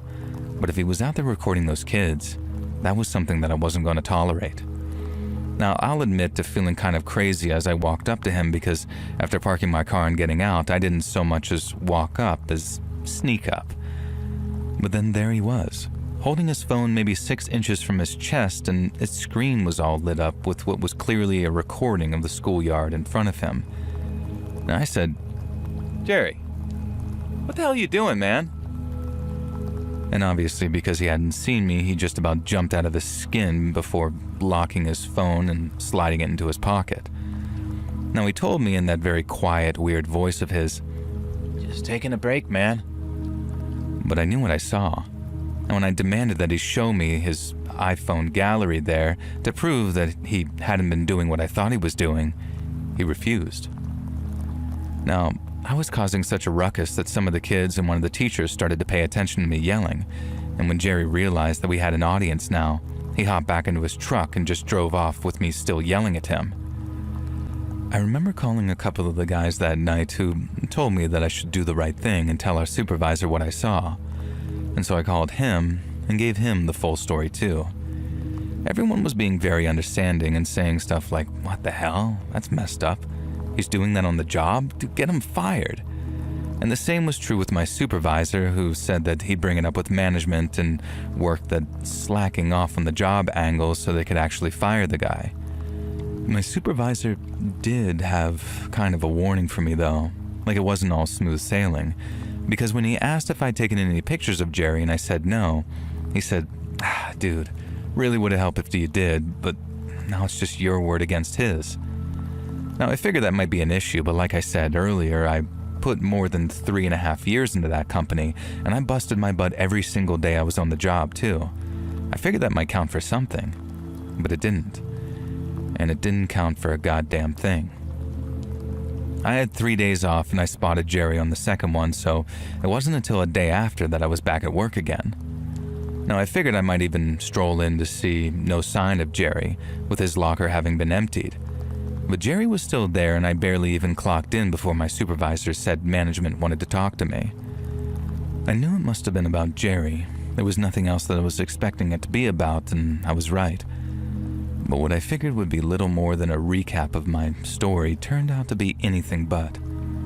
I was in there for like half an hour, and a lot of crap got said, but the gist of it was this. It wasn't Jerry that was in the wrong for taking pictures of kids. It was me, because I was harassing him. Okay, so management didn't exactly say that he wasn't in the wrong taking those pictures. They just didn't see it that way at all. Based on what they'd been told by Jerry, he had an interest in photography, and when I decided to violently accost him, he was standing nowhere near the elementary school in question, and neither was he facing it. Jerry claimed that I'd taken a dislike for him ever since he started, and what I was doing was nothing but an attempt to get him fired and force him out. I told management that was a lie and that me and all the other guys had been nothing but all right with him, and I also offered to get pictures of him doing his thing, just like my supervisor suggested I do, but they told me if I did, I'd be fired. Now, I say the meeting was with management, and it was more like between me and the HR guy that had been hired around the same time Jerry was. He was the one laying down the law and saying that I'd be fired if I carried on harassing Jerry, and he did it all while looking and talking at me like I was some brainless idiot. Now, I told him just because he had a college degree didn't mean that he could talk to me like that, at which point the big boss stepped in and told me to calm down. He was a good guy, so I did like he asked. But that didn't mean that I was going to take it. Since I was being treated like a nobody and management was sticking by HR and siding with that pervert Jerry, I quit that same day. I gave my 2 weeks and I wasn't about to leave anyone in there, but I didn't want to have to work a single second more than I needed to at a company that had hired that goddamn chomo. And no one liked what was happening, but this HR guy was from corporate, and they could hire and fire just about anyone they wanted to, and often did. That meant that no one wanted to stick their head out above the clouds, so to speak. Now, I might have quit, but I kept in touch with the guys, and I've stayed friends with a few of them even all these years later. And that's why, maybe even 7 or 8 months later, I was one of the first people to hear when Jerry got arrested at work. He was a part of some FBI sting involving online child predators, as in like he thought he was talking to a 13-year-old girl when really it was some FBI agent in his 30s. And well, when I found that out, I drove straight over to that old job and almost got myself arrested when I demanded to talk to the HR guy that almost fired me for pointing out who Jerry really was. I know that was a jerk move, and I ended up apologizing to my old boss on the phone later that evening. Boy, was I fuming. And I'm actually glad that the HR guy wasn't there that day and that I didn't catch him going to his car, because I really would have ended up in jail for beating his ass. Now, the guy never showed up for work again either. My old buddy said that he quit the same day the cops showed up at work to arrest Jerry, and even though he left stuff in his desk and he didn't pick up his phone whenever they tried to call. I guess he figured that they were as mad as I was, and in one case they were. But all management wanted to do was return his stuff and do a brief exit interview over the phone, but still he didn't pick up. If there's 2 things that the whole thing taught me, it's this. Always trust your gut, and HR people are a pain in the goddamn neck.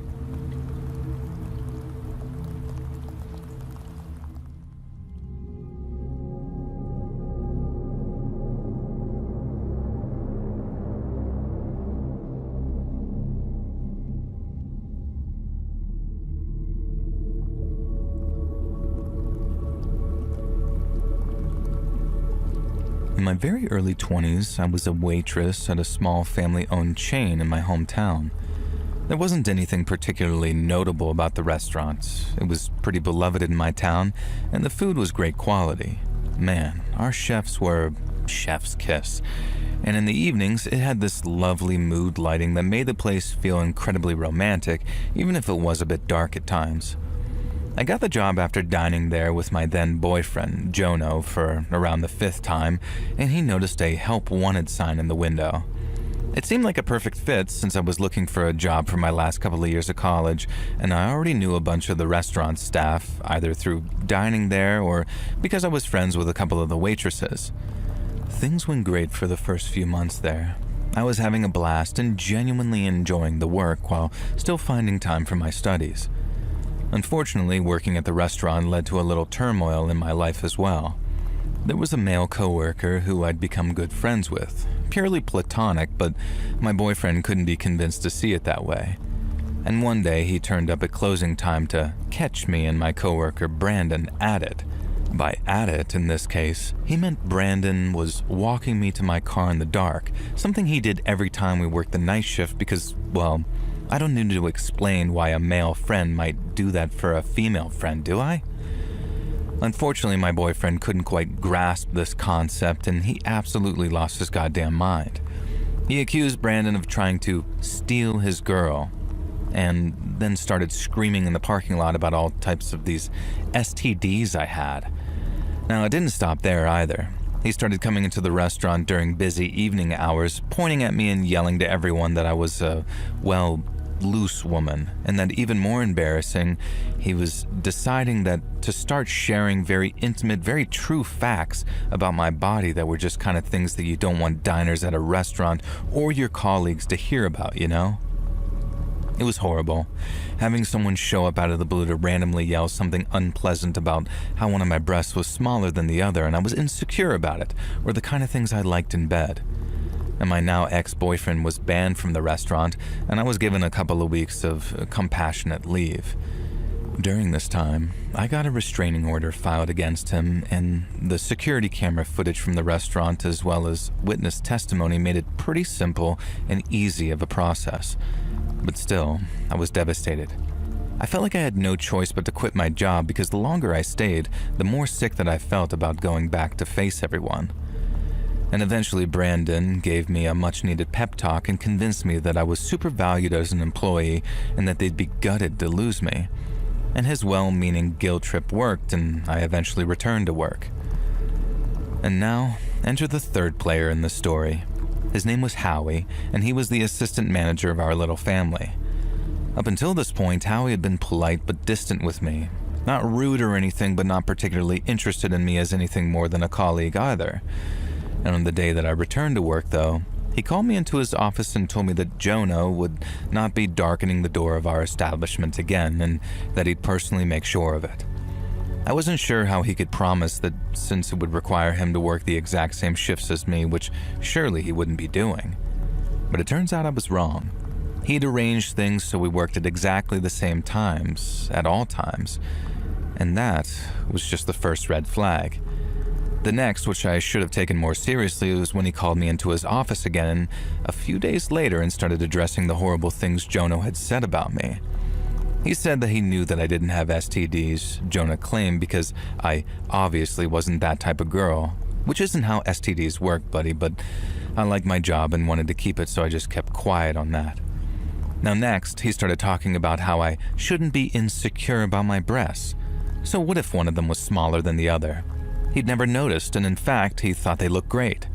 And he took this as an opportunity to gesture and stare at my chest as if he was doing me a favor. And then, the third and most intolerable red flag, there had been a certain proclivity that Jonah had repeatedly yelled that I was into in front of colleagues and customers. Nothing I think anyone should be ashamed of, but not something that a young woman particularly once broadcasted to coworkers and strangers. And Howie reassured me repeatedly that it was fine that I was into this particular thing. And then he started telling me about how one of his current girlfriends, yep, phrased just like that, was also into it, and she told him that he was really good at pleasing her in that manner. And then he sort of paused as if waiting for me to respond with, I don't know. A request to experience this, I guess. The man was in his goddamn 40s, by the way, and surely he knew that that wouldn't work. And so now, I'd gone from one surprise abusive ex to a surprise creepy boss. They always say bad luck comes in threes, right? And so that night, at a bar after work, I got a bit tipsy and told Brandon everything. Brandon, who'd rapidly become my best friend, who I thought I could trust with anything. And his response, I probably misinterpreted Howie. That Howie was a good guy, he'd known him for years, and he'd never behaved like that towards him. Now just imagine me yelling loudly and incoherently at this point. So that was just me done with that job, but not before Howie had one final trick up his sleeve. Again, he called me into his office and this time made me sit on his side of the desk, which I reluctantly did because as much as it sickened me, I needed to part on good terms so I could get the references I needed. Now I couldn't believe what I was seeing when Howie pulled up the folder on his computer. It was a series of photos of Jonah taken with a telephoto lens, like they'd been snapped by some kind of private detective, and they chronicled his daily movements since we'd broken up. Now I stared at Howie, who looked at me like he was extremely proud of himself, and he went on to explain that now we had a good enough data on Jonah's day-to-day activities that we could surely make it look like an accident. Make what look like an accident, I asked. But of course I already knew. Howie had it in his head that together we were going to kill Jonah to restore my honor, and then what? I dropped my panties for this balding middle management a-hole because he roped me into committing murder? Now I told him that I severely appreciated the effort he'd gone to and asked him if he could just email his dossier over to me so I could spend the night coming up with a plan. And that buffoon actually did it. He emailed me the photos, his random, barely legible .txt documents about how we could hit Howie with a car or cause him to walk under some unstable structures, or all manner of Looney Tunes nonsense. But his most coherent idea by far was that we'd invite him to the restaurant under the guise of me wanting to get back together with him and then serve him poisoned food. I immediately called the cops and forwarded all the information. Thankfully, they took it extremely seriously and apprehended Howie that same night on intention to commit murder. Eventually, he entered into some kind of plea deal and it was proven that he was most definitely not of sound mind. And really, I didn't care as long as he got the help that he needed and wasn't a danger to others. But for me, I was left pretty devastated. First Jono, then Howie, then Brandon. I didn't really have any close female friends, so it just felt to me like everybody I'd gotten close to had turned out to be a goddamn psychopath. And honestly, I'm still struggling to shed that belief. I'm in therapy, but every time I meet a new person, every time they're nice to me, I find myself gripped with the terror of waiting for the other shoe to drop, as they say. All because I followed up on the help wanted sign in the window of my favorite local restaurant. They say you are what you eat, but frankly, I do not remember crazy being on the menu.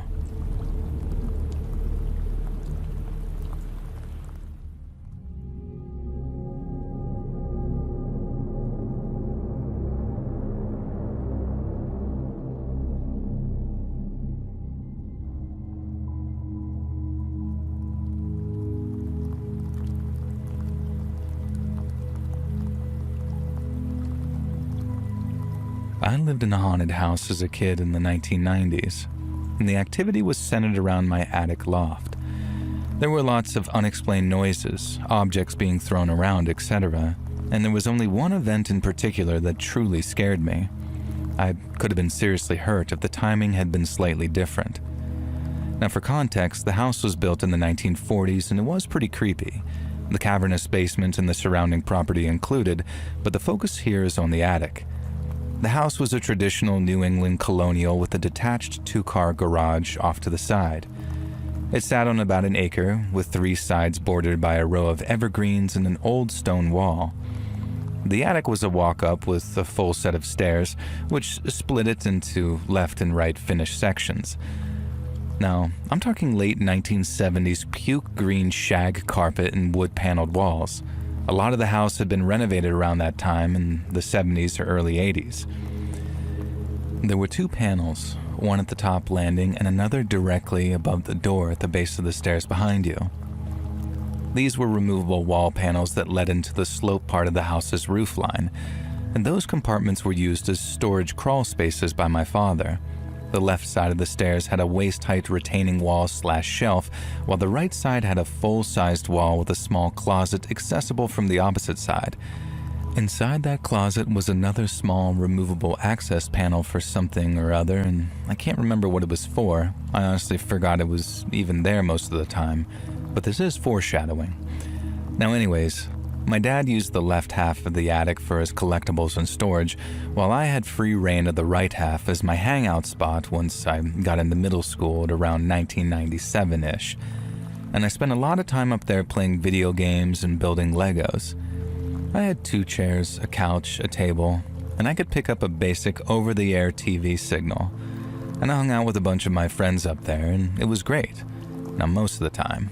Now, a quick tangent, I can recall one instance when I was probably about 5 years old, really young in any event, and my dad was going into the storage space at the stair landing to shuffle around some of his collectibles, a lot of baseball-related items, but I'm getting off topic.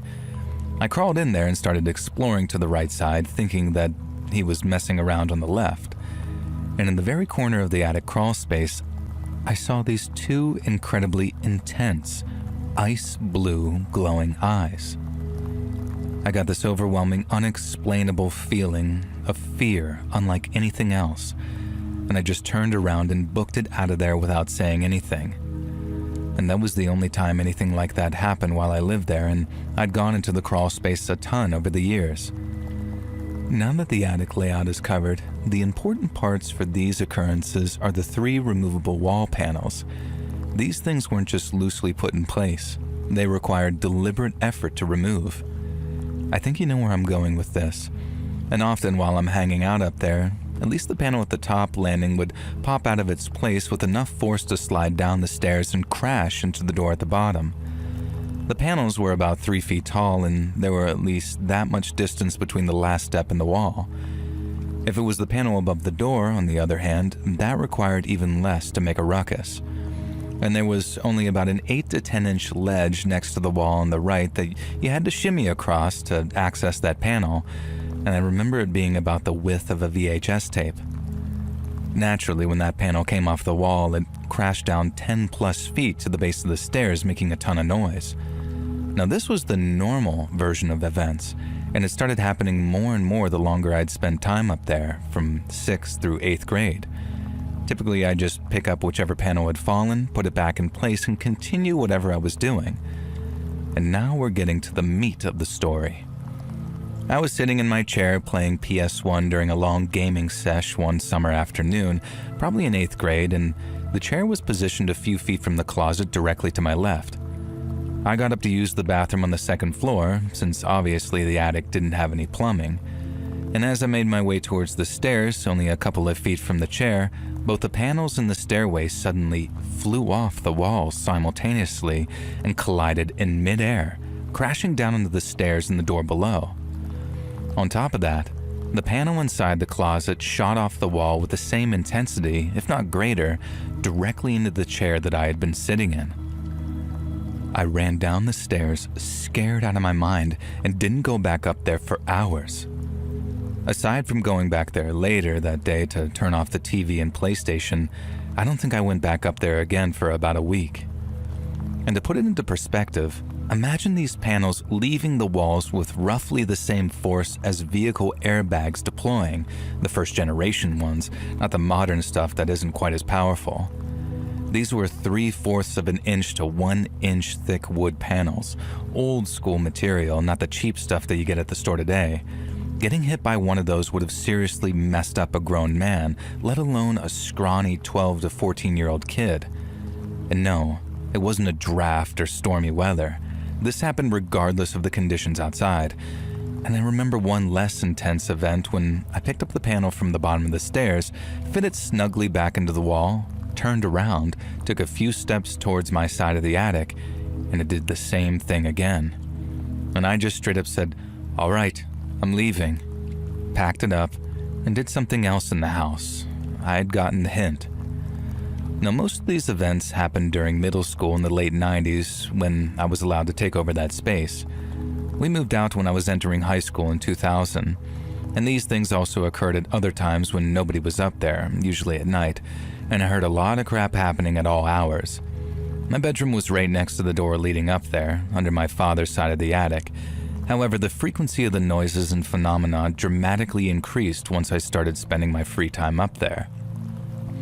I know for a fact that at least 2 of my friends experienced these events while they were at my house, and so did my younger brother, who was 3 years younger than me. Regrettably, I was kind of an a-hole to him around that time, and one of my friends and I locked him up there once. It was almost like the spirit had read the script, because as soon as we locked him in, the panel at the top landing came off the wall. Notably, the panel directly above the door that he was desperately banging on did not come off that time, and he was screaming and crying to be let out like Michael Myers himself was up there. Now, this was a total dick move, I know, but middle school boys, what do you expect? He would have been around 10 or 11 at the time, so not super young. And to wrap things up, I drove by the place last summer and it looked like it was either being completely renovated or prepped for demolition. I got it into my head that I should talk to the current homeowners to see if they'd experienced anything similar, but I never went through with it. I drove by again earlier this summer and it looks like the renovations are done. There are visible improvements from the street and the dumpsters are gone. Still didn't find the stones to go ring the doorbell though.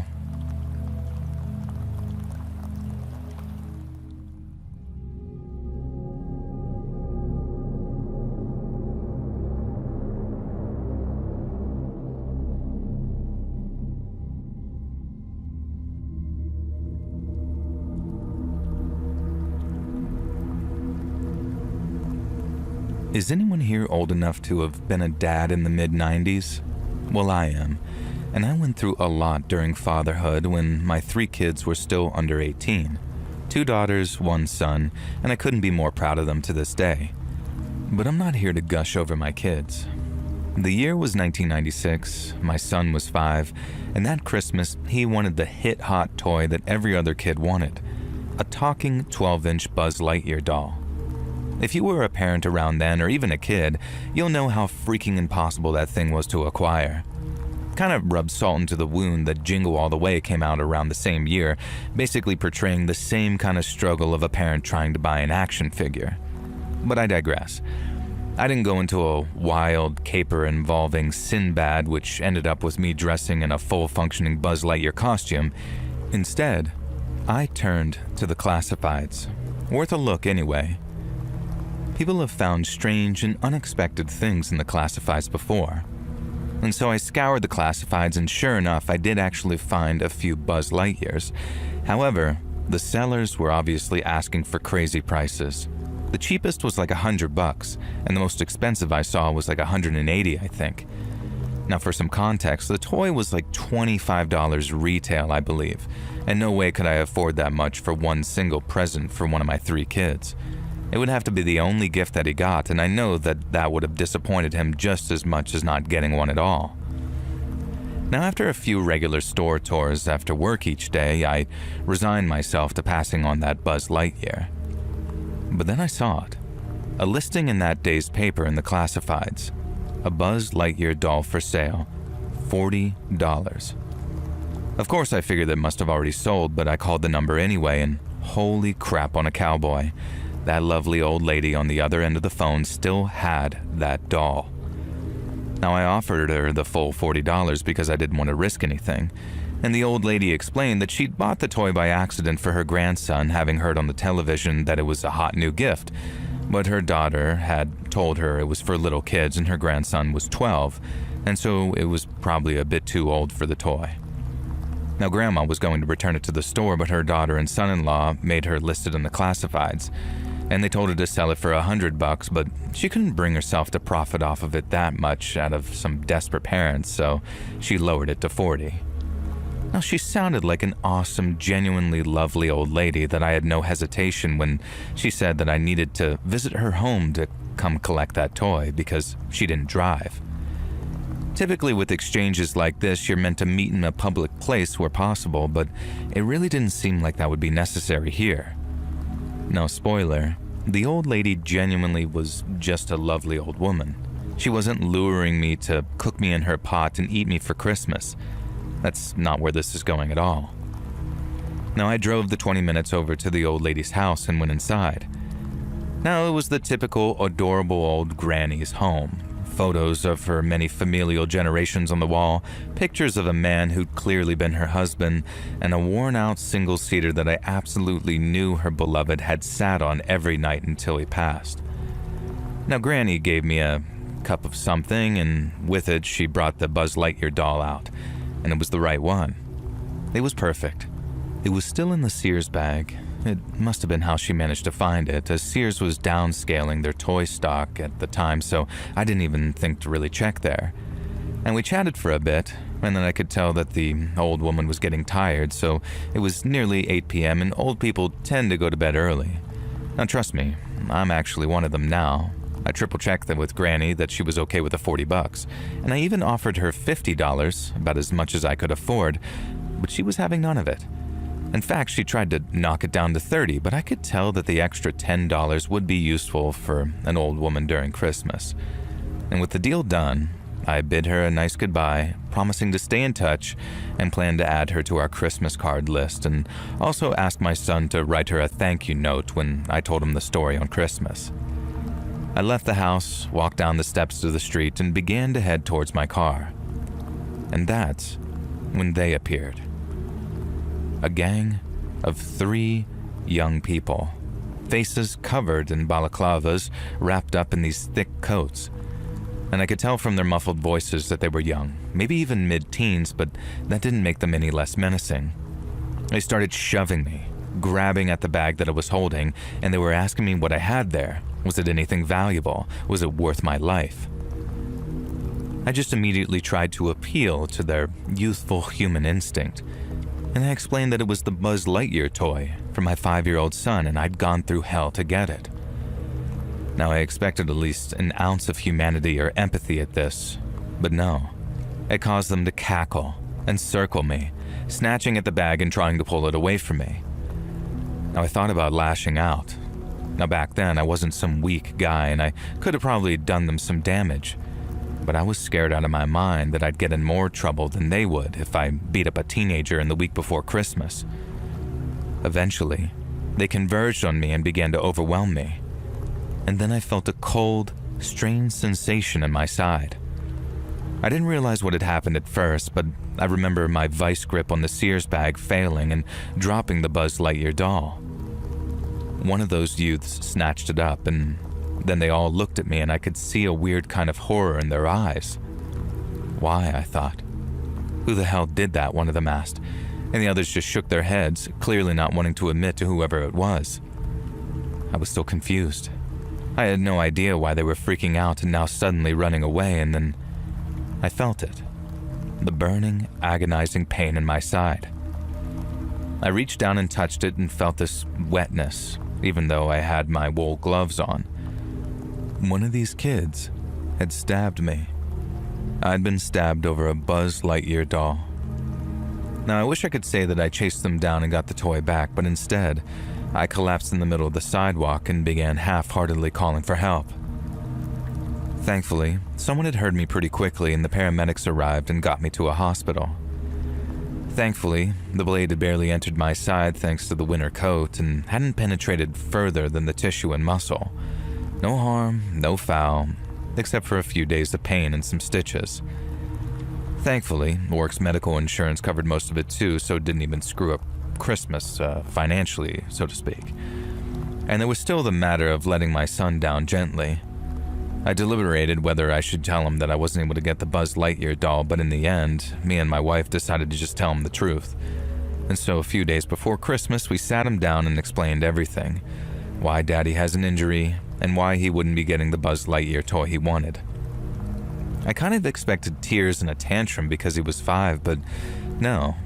He was completely gracious and wonderful about it, and just said that he understood and that he'd be happy with some of the other things on his list, which was admittedly pretty extensive. And so my son never did get the Buzz Lightyear toy for that Christmas. I got a knife to the gut, but Christmas was still wonderful with the family. And then a week after New Year's, I happened to see a lone copy of the Buzz Lightyear toy sitting on a store shelf. And I guess they weren't quite so frantically in demand then. So, of course, I bought the toy for him, and finally I was able to give my son a talking Buzz Lightyear. That year, I decided to make a concerted effort to get all the kids heavily into video games because you couldn't really go wrong that way. But that one Christmas, the ugly spaceman from Toy Story nearly got me killed. Be safe out there, folks, even 30 years later.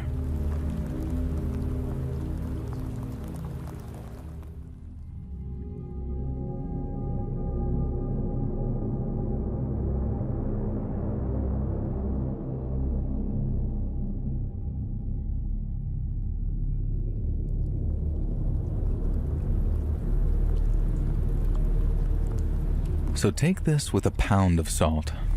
I understand this is crazy and probably my brain doing some weird stuff, so yes, I know this probably all means nothing, but this has been in my brain for so long that I just gotta get it out.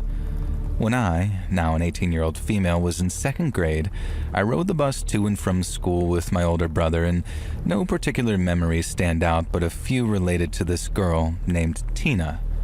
And since my brother is a couple of years older than me, he sat towards the back of the bus while I sat in the middle, and a couple of random people would sit next to me in the morning towards the beginning of the year until people found the person that they wanted to sit next to for the whole year.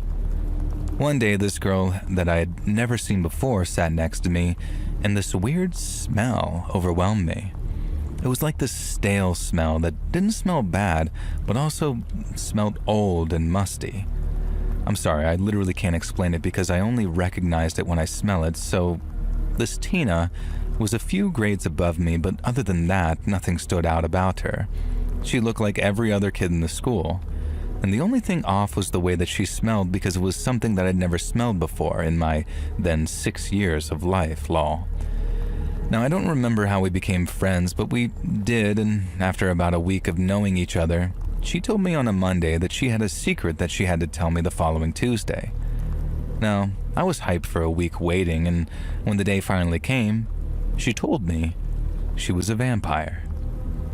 Now, at 6 years old, I did know what a vampire was, and that they were not real and only in cartoons like Adventure Time. And so when she said this, I knew that she was lying and just sort of confused. But when I told her I didn't believe her, she said that she'd prove it to me. And this is something I'll never forget because I remember it so vividly. She told me that vampires grant wishes, which was something I had never heard about vampires, so I didn't really believe that either. But she insisted and said that if I wished to become a vampire, she would make me one, and that had proved that she was one. And so, since I didn't believe her, I agreed and wished I was a vampire, and she snapped her fingers and told me to look in the bus driver's front mirror, and since I was sitting on the outside toward the aisle, I leaned out and saw nothing in the mirror. I started to freak out, and I'm telling you, I don't know if the girl was a magician or what the frick happened, but I was not in that mirror. And so I started freaking out, and she calms me down and tells me, wish not to be a vampire. And I do. My reflection comes back in the mirror. After that, I believed her and started picking up on other details. For one, she didn't have fangs. She had those sort of lucky teeth that Kirsten Dunst has where the canines aren't sharp but stick out from the front, which kind of gave her a lisp. And she also didn't ride the bus in the afternoon unless it was raining or the sun wasn't out. And I mean that with no exaggeration. She never rode the bus on a sunny day. She seemed to be committed to the bit. And the last thing that became an occurrence was that she would regularly remind me not to tell anyone that she was a vampire, or she'd wish that I never existed. That didn't really scare me, but it was kind of off-putting. Like, okay girl, I won't. Now, something I want to mention, but I low-key doesn't really matter, is that she accused a guy in my grade named Kevin of being a werewolf. Like, okay, I guess so. So about a week after the wish thing, she told me that I could get one wish every Tuesday. And I wish I could tell y'all what I wished for, but if I remember correctly, I would tell her that I couldn't think of a wish every time for some reason. I don't know why, I just remember being like, I don't know, let me think. And then the next day I'd have a wish and she would say, girl, it's Wednesday, so no. Now I never got bad vibes from her or anything either. It just felt like I was the only one who knew her generally since no one else talked to her on the bus and we were in different grades, her being in 5th and me in 2nd. I never saw her once we stepped off the bus either. Generally for a long time after all of this stopped, I figured that this young girl who had seen Twilight and was obsessed, but then I remember what happened the last time I saw her. The last time I saw her was a Tuesday, and instead of granting me a wish, she told me that there was a monster party happening that night, and she wanted me to sneak out of my house and come. Now, I was intrigued, but didn't really comment, so just went, okay, sure. And I asked her where it was, and she said that it had come to me in a dream because that's how vampires kept secrets. And I just kind of forgot about the whole thing once I got off the bus, since I had no intention of going anyways, since I was literally probably 5 or something. Now anyways, after forgetting about it all day, when I went to sleep that night, I had a crazy dream. I dreamed that I was at a party, and there were so many stereotypical monsters there. They weren't exaggerated to be scary, they literally looked like they were 1900s movie counterparts as I walked through the room, so it just looked like a bunch of monsters drinking from red cups like I saw on TV. And as I walked through, I saw a vampire who looked like Dracula. Pale skin, widow's peak, long fangs, and cloak. And as I walked through to reach him, I noticed that there was this big hole in the middle of the floor that looked like a cliff behind him. And when I got to him, he said something to me that I remember for a long time but recently forgot. And it was nothing scary though, just sort of a remark saying, "Oh, you've made it," or something along those lines. And as we were talking, he moved in a way that I followed to hear what he was saying, not realizing that he was turning me around so that the cliff was now next to me. And at some point I ended up slipping and holding onto the cliff with both hands, begging for him to let me up, and he just stood there for a bit. There was no urgency in the dream at all. From me asking for help to him not moving to help, it all felt very calm. And eventually he bent down and started to lift my fingers up so I wasn't gripping the cliff until I eventually fell to my death. And now the way my dream works is that they play out like a movie. So they're not in first person, and while I never see my own face, I see various perspectives. And so I felt it was as if a camera watched me go down and hit the ground. The dream didn't end when I hit the ground either, it kind of stayed and I saw myself on the ground dead. Now, it was so surreal to think about because it was so randomly graphic and nothing surrounding my interactions with her before that ever gave anything sinister, besides her last interaction with me leading up to the dream. And after that night, I never saw her again, and weirdly, it took me a couple of years to realize her connection to my dream. That smell has never left me, and neither has that dream since I never remember my dreams and can only recount like 5 I've ever really had. And I occasionally get reminded of this whole thing when I meet someone who smells like her, which has been maybe 4 times since. Overall, she probably wasn't a vampire, but between the bus mirror thing that actually did happen, and I can't refute, and the crazy dream, I don't know. I know the mind can make up some crazy stuff, but I remember anything down to a T like that, and I really don't know what to say. I'm not religious and have a difficult relationship with the paranormal stuff, and whether I believe in it or not, but that's probably something I'll post about later.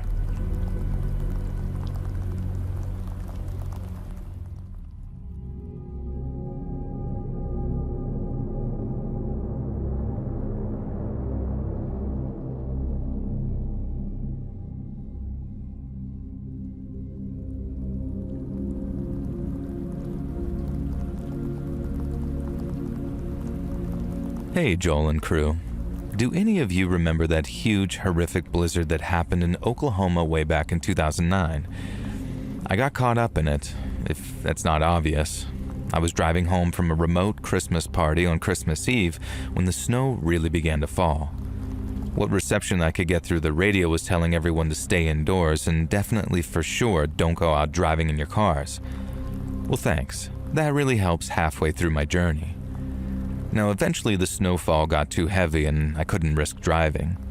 I tried to pull into what seemed to be a safe side bank, but in fact was a snowdrift that tipped my car into a ditch. Within seconds, the whole car was covered in a blanket of white. Did you know the blizzard reached a record 14 inches of snow that year? Imagine being out in that. And so there was no point trying to gun the engine or pull myself out of the ditch. The car was kind of just sort of sideways at an angle, firmly stuck, and of course, I had no cell reception in the middle of a blizzard out in the sticks. Now, I was going to die in my car on Christmas Eve, I thought. I thought about my boyfriend waiting at home for me and the late night that we had planned, and I just sort of sat there and wept. He worked as a paramedic, so he hadn't attended the party with me as he didn't want to call off of work on Christmas Eve, and I was going to let him down by dying like a moron instead of spending Christmas morning in his arms. My teeth began to chatter, and I found every possible wrap, blanket, and piece of material I could in that car to wrap myself up in. I allowed myself occasional blasts from the heater, but I didn't know how long I'd need to conserve the battery, and I had to be careful with this. Whenever I turned the heating on, it would melt the snow on the windows just a little, and it felt like I was there forever. Hours, days, weeks. I drifted in and out of consciousness. One time I woke up and I was shivering so bad that I thought that I was going to bite my own tongue off. Now, I allowed myself an extra long gun of that engine and the burst of the heater then. Gradually, the snow melted off the windows. And I can't tell if I fell asleep again, but I had this distinct memory of seeing someone outside in the snow. They were wrapped in deer skins and just sort of prowling the forest. I know it had to be a dream, but you know when a dream feels like a dream? This didn't feel like that. This deer figure stalked through the trees, and they'd clearly noticed my car, but were pretending they hadn't. I banged on the window, shouting for help, but unable to open the door and too afraid to wind the window down in case the snow burst in and buried me. Now, eventually, this deer-clad figure did approach the window, tapped on it, and then just ran away. All I can remember is some dirty human face. I think I must have been delirious because I have no explanation for this at all, and this wasn't like the middle of nowhere, Finland. It was Oklahoma. I decided the heat was getting to me, so I just shut it off, but I still felt too hot, so I started removing the blankets and coverings that I had on. Somewhere in the back of my mind, I remembered that this was a symptom of hypothermia, that people become convinced they're too hot but not too cold. And I began drifting, and eventually a choir of angels descended from the heavens, glowing golden and silent through the blizzard. Except it wasn't a choir of angels, it was a rescue truck, and they were here to freaking save me. Now, I won't describe the boring, elaborate process that involved getting me out of my car into one of those shiny thermal blankets and then taken to the hospital with a severe case of hypothermia. So, that's how I spent Christmas Day that year, in a hospital, making sure that I had enough fluids and didn't go into shock. My paramedic boyfriend didn't leave my side and brought me some of my gifts to my hospital bed. And it was actually one of the best Christmas days ever because the night before, I was certain that I was dead. And not being dead in a ditch is one of the best Christmas presents you can ask for.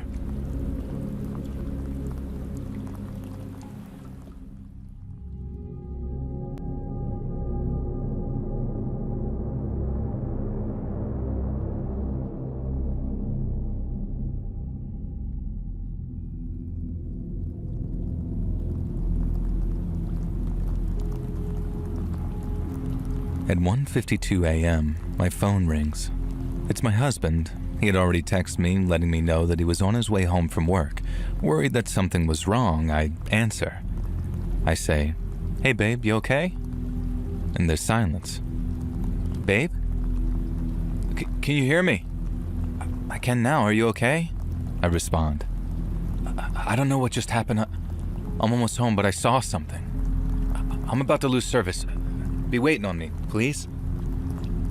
I get out of my bed and stand at the front door waiting to see his headlights come down our long driveway. He gets in the door with a shocked look on his face, and this is what he says to me. I saw these things. These tall, white things. A tall, white woman with two other tall, white people. Not white like skin color, like snow white. They were standing out by the abandoned train tracks. The woman had what my brain could only compare to a trash bag with light. I know that's not what it was, but that's what it reminded me of. When I saw them, they noticed me too, and I just got this feeling. I can't explain it, but I just need to get out of there. It's like an unease came over me. I'm not sure what they were, but it wasn't right. They're not humans. Now, I started reheating his dinner, and then it hit me. This automatically made me think of the tall whites. Now, I Googled tall whites and asked my husband if any of the photos were comparable, and he scrolled to one image and said, "Yeah, this is close." Now, the next morning, we decided to go back to where he saw them, and there was a black mark on the ground, like something scorched the earth. Now, even more puzzling was that it had lightly rained the night before, and it was raining when he saw them. Nobody lives in the area where he saw them. It's just an old one-lane road that connects to two larger roads and crosses the abandoned railroad tracks. We also live in the outskirts of a very tiny little town. It's unlikely that anyone was this far out, making a fire directly next to the road and tracks. And as we're walking towards the car, an old man in a beat-up old Ford pulls up beside us. Now he says, "Hey, what are y'all up to?" Neither of us recognized him, and we just nodded and said, We're just looking at something. Is our car in the way?" Now he puts the truck in park and gets out, and he says, "No, y'all are fine. Did you kids see something interesting?" And my husband responds, I saw something out here the other night on my way home from work. I'm not sure what it was, though." And the old man says, "Is that right? I live over that way. Have all my life," as he points to the highway. An awkward silence falls over us for a few seconds as we're walking to the car. And then he says, "Y'all believe in aliens?" My husband and I both look at each other. I say, "Yes, actually we do." And he goes on to tell us that he and his wife, his late wife, Experienced a lot of strange occurrences over there over the years. Now, he said the scorch marks were from them and asked if we'd ever seen anything in the sky that was unidentifiable. Now, my husband showed him a video that was taken a couple of months back of an unidentified flying object over our house. He invited us over to his house, saying that he had some images that he'd like to show us, and it may not have been the best decision, but we agreed. Now, my husband actually has his carry permit, so I wasn't too worried if anything weird went down. Now, we followed him to this old farmhouse, and he said his grandparents built the house back in the 1800s, and all of them had seen and experienced things on and around that property. He goes to a little garage/shack and retrieves some old Polaroid pictures, all 5 photos picturing your classic flying saucer. "My father took these," he said. "There's more in the house somewhere." And he goes on to tell us that he's not exactly sure where they come from or why they're here, but he knows there's different species and different kinds of crafts. Now, I'd like to think that we gained a friend, but I'm still not 100% sure what my husband encountered. I just thought I'd share this story here and see if any of you think it's connected.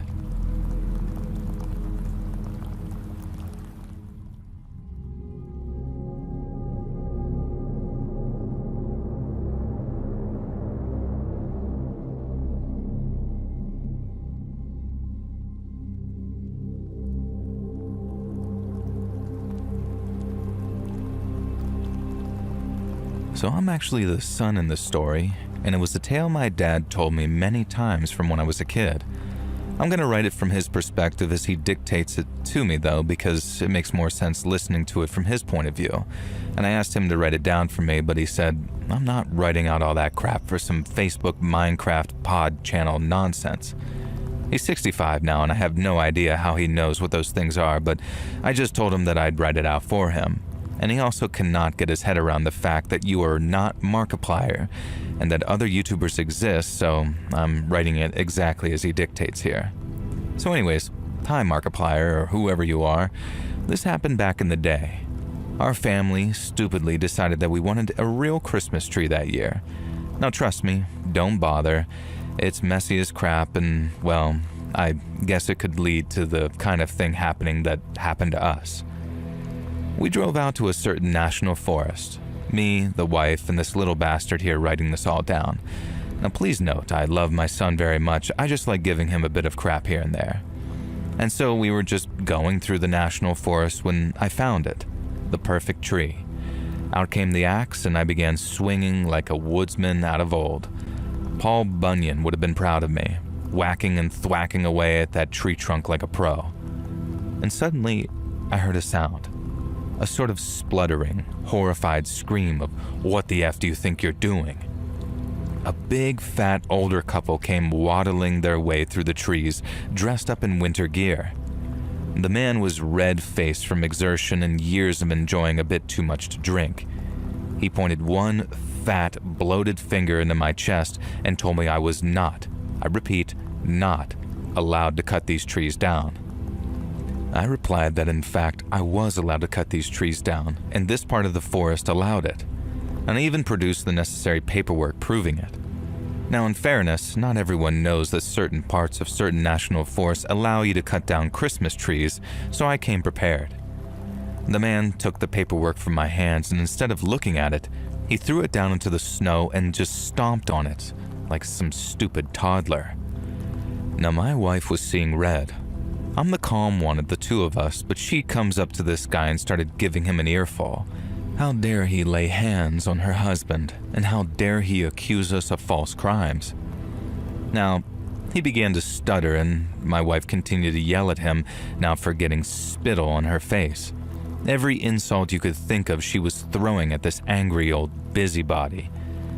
Now I looked around for my son to check that he wasn't too upset by this whole ordeal. I didn't see him. Nor, I realized, did I see the fat wife of the angry man. I scanned the forest, and there they were in the distance. The egg-shaped woman waddle running away, holding my son's hand and dragging him along. I'm not entirely sure what she told him to persuade him to go with her, but he wasn't trying to pull away or anything. The husband realized that I'd noticed what was going on and tried to step between me and the view of his wife kidnapping my son. Well, no, I obviously wasn't having that, and without even stopping to think about the potential repercussions, I punched the fat husband in the face so hard that it sent him flying across the snow, smacking against a tree and collapsing to the ground. I was probably going to be in some trouble here, I figured. And then I remembered this was a plot to kidnap my son, so I was pretty sure a punch was fair game. I sprinted towards the woman dragging my son away. It was hard work in the thick snow, and somehow this chonky woman was faster than you'd expect. I was faster though. I grabbed the back of my son's coat and swung him behind me, throwing him backwards onto the snow. And then, determined not to let this kidnapping heifer get away, I drew on my old high school football days and tackled her in the back as hard as I could. Maybe too hard because we went flying forward and her face connected squarely with another tree, knocking her out. I dragged her back to where my wife had somehow tied the husband up to a tree with the ties that we'd bought to attach the tree to the car roof. The wife was out cold, but the husband was just sort of muttering that we got this all wrong, that they just didn't want us destroying the forest. And the forest where it was perfectly legal to farm a Christmas tree, mind you. Sure, buddy. That's why your pig of a wife tried to steal my son. And this was days before cell phones, so my wife and son drove to the nearest convenience store while I just sat guarding the couple. We had no more restraints for the wife, so I kind of just sort of sat on her, which was not pleasant to say the least, and thankfully, she didn't regain consciousness. Eventually, my wife returned with the cops, and the couple were squeezed into the police cruiser, and I'm actually surprised they fit. Ultimately, nothing came of it, though. It was their word against ours, and according to the cops, they were willing to overlook the numerous assaults that I'd committed against them as long as we accepted that it was all a big misunderstanding. We didn't have a choice, really. No way was I going to prison and depriving my son of a father just to fight a losing battle. I do worry sometimes that that couple had done this before and did it again, but there's so much evil in this world and only so much of it that God-fearing folk like us can fight. And I hope you enjoyed my little story, Markiplier, and you read it on your radio show or whatever you weirdos do. Thanks for listening, and remember, don't be afraid to tackle a fat woman if she's kidnapping your son. Dad out. And so there we go. That was my dad's story. I have vague memories of it, really, so I know he's mostly telling the truth. I have this slight recollection that the woman promised to take me to see Santa and I somehow fell for it, but I don't like to dwell on that. The idea that I was that stupid as a little kid is almost harder to cope with than the fact that I was nearly kidnapped and probably eaten or whatever they were going to do to me.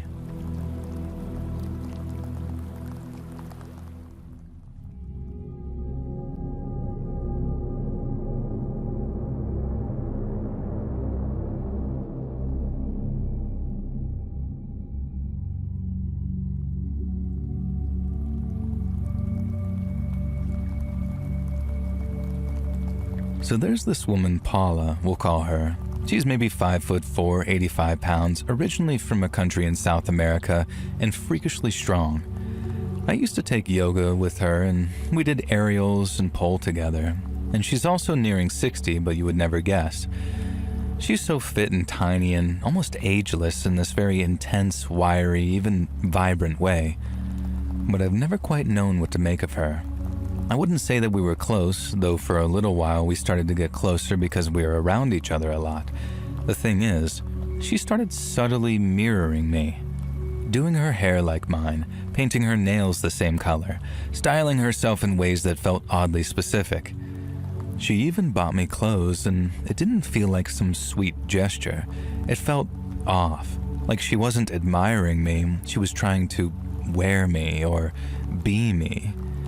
And then one day, we were at open pole together with one other person there, and the studio doesn't have dim lighting, it's actually very bright and fluorescent. And when she was doing this sort of sideways pole sit, and I could feel her watching me. We are both extremely flexible, but I have this sort of connective tissue disorder, so I have a slight edge on her, which isn't a big deal, but she is extremely competitive, probably even a covert narcissist. Now anyways, I'd just done something kind of splitty, and as I turned around to smile at her because it felt like she was looking at me, and when I did, her eyes were completely black. I mean fully black. I looked for several seconds because I couldn't look away. She just seemed almost vacant.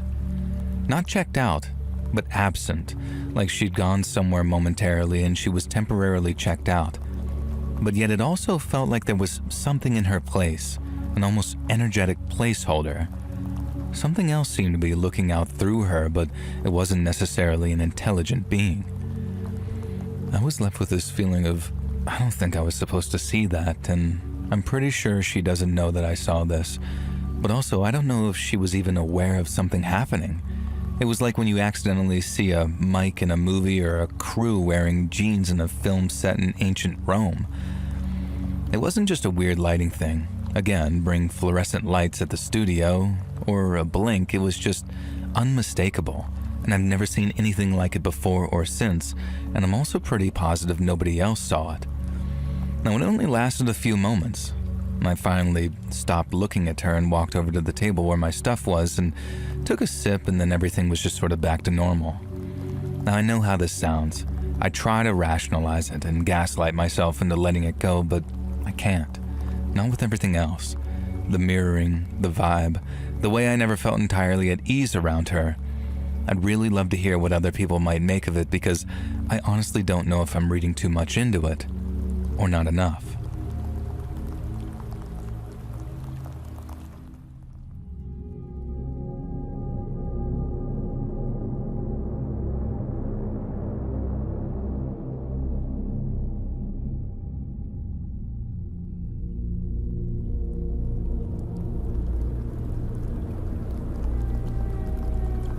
So many years ago now, I worked in a little craft store, and it was coming up to Christmas. Now, this was always a lovely, busy time for the store, and we'd done extra well that year. We all decided to run a potlucky Christmas party, and the assistant manager, Janine, volunteered to host the festivities at her house.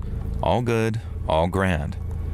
Now, 4 weeks before the event, we received emails from Janine planning, maybe over-planning, the meal, and we all decided what we were bringing, making sure everything would be perfect, etc. Now, one constant in every single email that she sent was the strong emphasis that Janine was allergic to peanuts, like fatally, deathly allergic. And we all had to promise repeatedly that we would make sure that our dishes weren't contaminated by peanuts in any way. Not a problem given the dishes that we were preparing. The big day came, and the spread was fantastic. The 8 of us sat around Janine's extending dining table talking about, excitedly, the great year that Carol's Crafts had gone through. Now, Carol, the big boss, was already a little drunk when she got there via her cab, which was wild to see. It was like seeing your grandma tipsy. Janine's husband set up the table for us and laid out all the food and then vacated the premises. Going out drinking with the boys, apparently, he said. So it was just the 8 of us, the full staff of Carol's Crafts. 7 women and 1 guy named Bruce, who was the absolute spitting image of Freddie Mercury back in that era, just very campy and bisexual. He was the joker of the group and had the rest of us women howling with laughter at some of the crazy dating stories from back when he lived in New York City. Now, none of us noticed the oddity about the spread of the table. I won't ruin it by giving it away just yet, but there was something that we should have all picked up on, and none of us did. We were having too much of a good time listening to Bruce's stories and chattering among ourselves, and we barely even begun to eat. When we did, though, the food was delicious. Everyone had outdone themselves. Compliments were being thrown left and right. Fun was being had by all. Right up until Janine started coughing, and then choking, and then her face began to swell. It was obvious what was happening. She'd ingested peanuts somehow, and she began to claw at the table, reaching for water, trying to croak out the word EpiPen, but we had absolutely no idea where she kept that EpiPen in her house. Suddenly, Carol was on her feet, reaching into her purse and producing an EpiPen out of nowhere. Later, she'd claimed that she'd always carried one with her, as the boss, knowing that one of her employees had a peanut allergy. So without any fuss or hunting for an EpiPen, Carol shot Janine up with the epinephrine, and immediately the effects were obvious.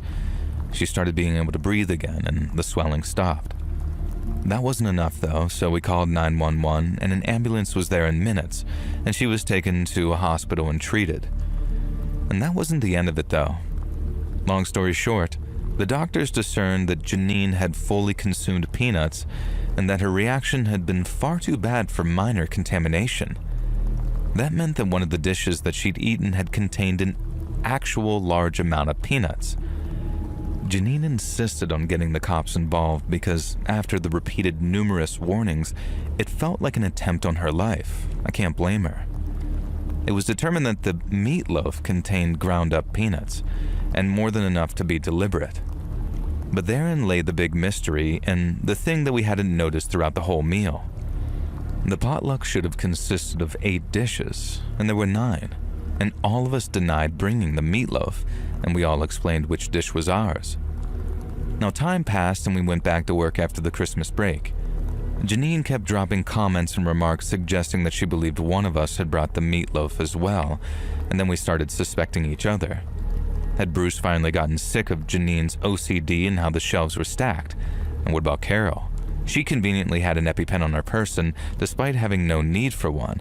Was it really just a thoughtful gesture for an employee, or had Carol merely wanted to ensure Janine didn't die but let the allergy serve as a warning?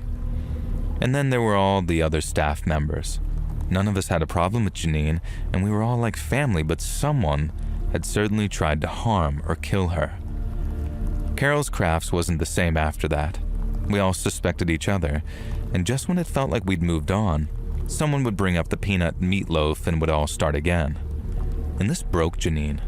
She started referring to us as potential killers and talking openly to herself in the break room about how her colleagues wanted to end her. In the end, Carol had to ask to leave, and honestly, we were all kind of relieved after that. Maybe that would be the end of it. But then Carol gathered us all in for a meeting and told us that as sorry as she was, it was weighing on her too. She explained that she'd gathered enough of a nest egg to retire, and that the stock was being sold off to another craft store in a different state, and there would be no new owners, and Carol's Crafts was closing for good. I suppose when you're all surrounded by an attempted murderer, it's inevitable. We never did find out which member of Carol's Crafts tried to kill Janine, and before you groan at a lack of conclusion, that's because the answer was none of us. Maybe you've worked it out already, but the culprit was Janine's husband, Paul. He'd prepared the table for us while we all had drinks in the living room, and this included secretly heating up a meatloaf he'd prepared earlier while Janine was at work, into which he'd crushed dozens of peanuts. His plan, we found out, had been to try and kill his wife and make it look like it was one of Janine's colleagues. Now, we found this out via a very long apologetic email that Janine sent us all some years later. She explained everything. Paul was now her ex, and in one of their final blazing rows, he'd let something slip about the meatloaf. It wasn't enough to bring any kind of charges against him, unfortunately, but she did include potentially tried to poison me with peanuts in the divorce proceedings, so there's that. No idea what Paul, Janine, and Bruce or any of the rest of us are up to now. I do know that Carol retired to Florida and passed away during the pandemic, ironically by being hit by a bus and not the virus, according to Facebook, but I wish them all the well. Now, I'll just say one thing. There's no way that I'm having a potluck Christmas meal with any of them ever again.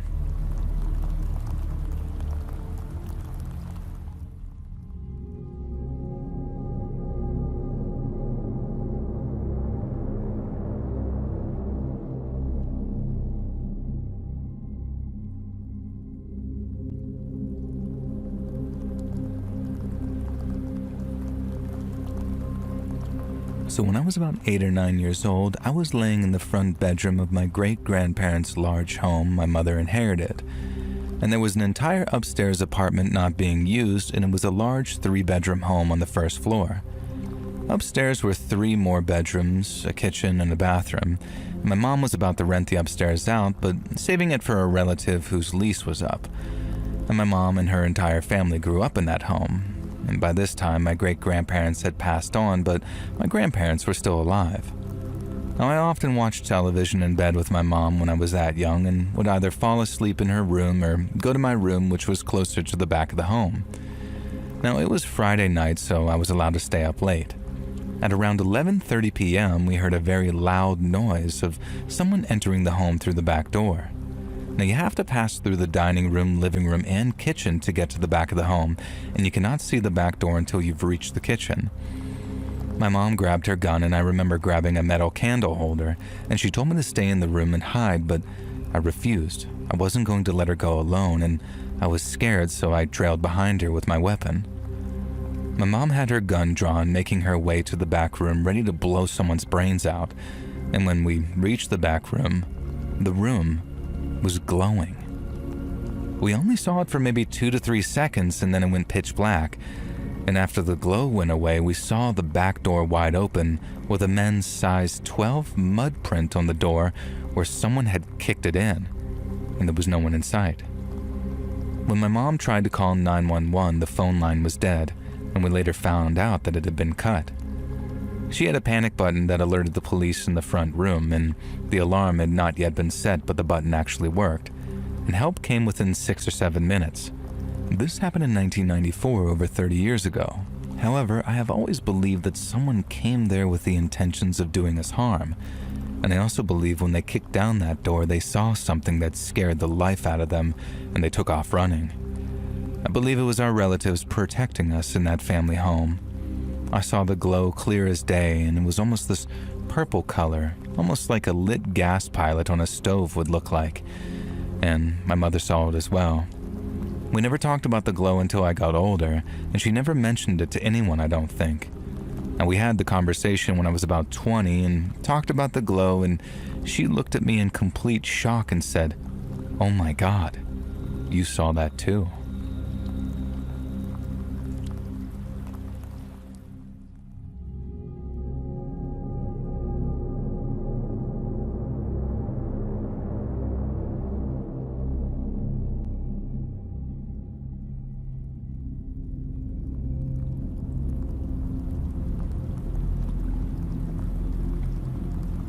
So I'm a woman in my mid-20s. Usually I live with my boyfriend, but he was away for work, returning home on Christmas Eve.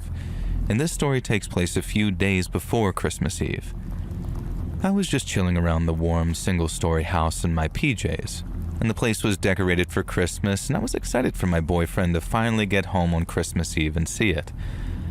Now, I'm not sure exactly what I was doing when I first heard the noise, probably watching some crap on Netflix, but I heard what definitely sounded like footsteps on the roof. Now, you know how it's not at all weird to hear strange noises around a house. Buildings, new and old, can shift and settle, especially when the temperatures change. Plus, there could be squirrels hibernating in the roof space. Even a single-story house has one. And whatever, bros, as long as you don't bother me, I'll let you warm yourselves up there.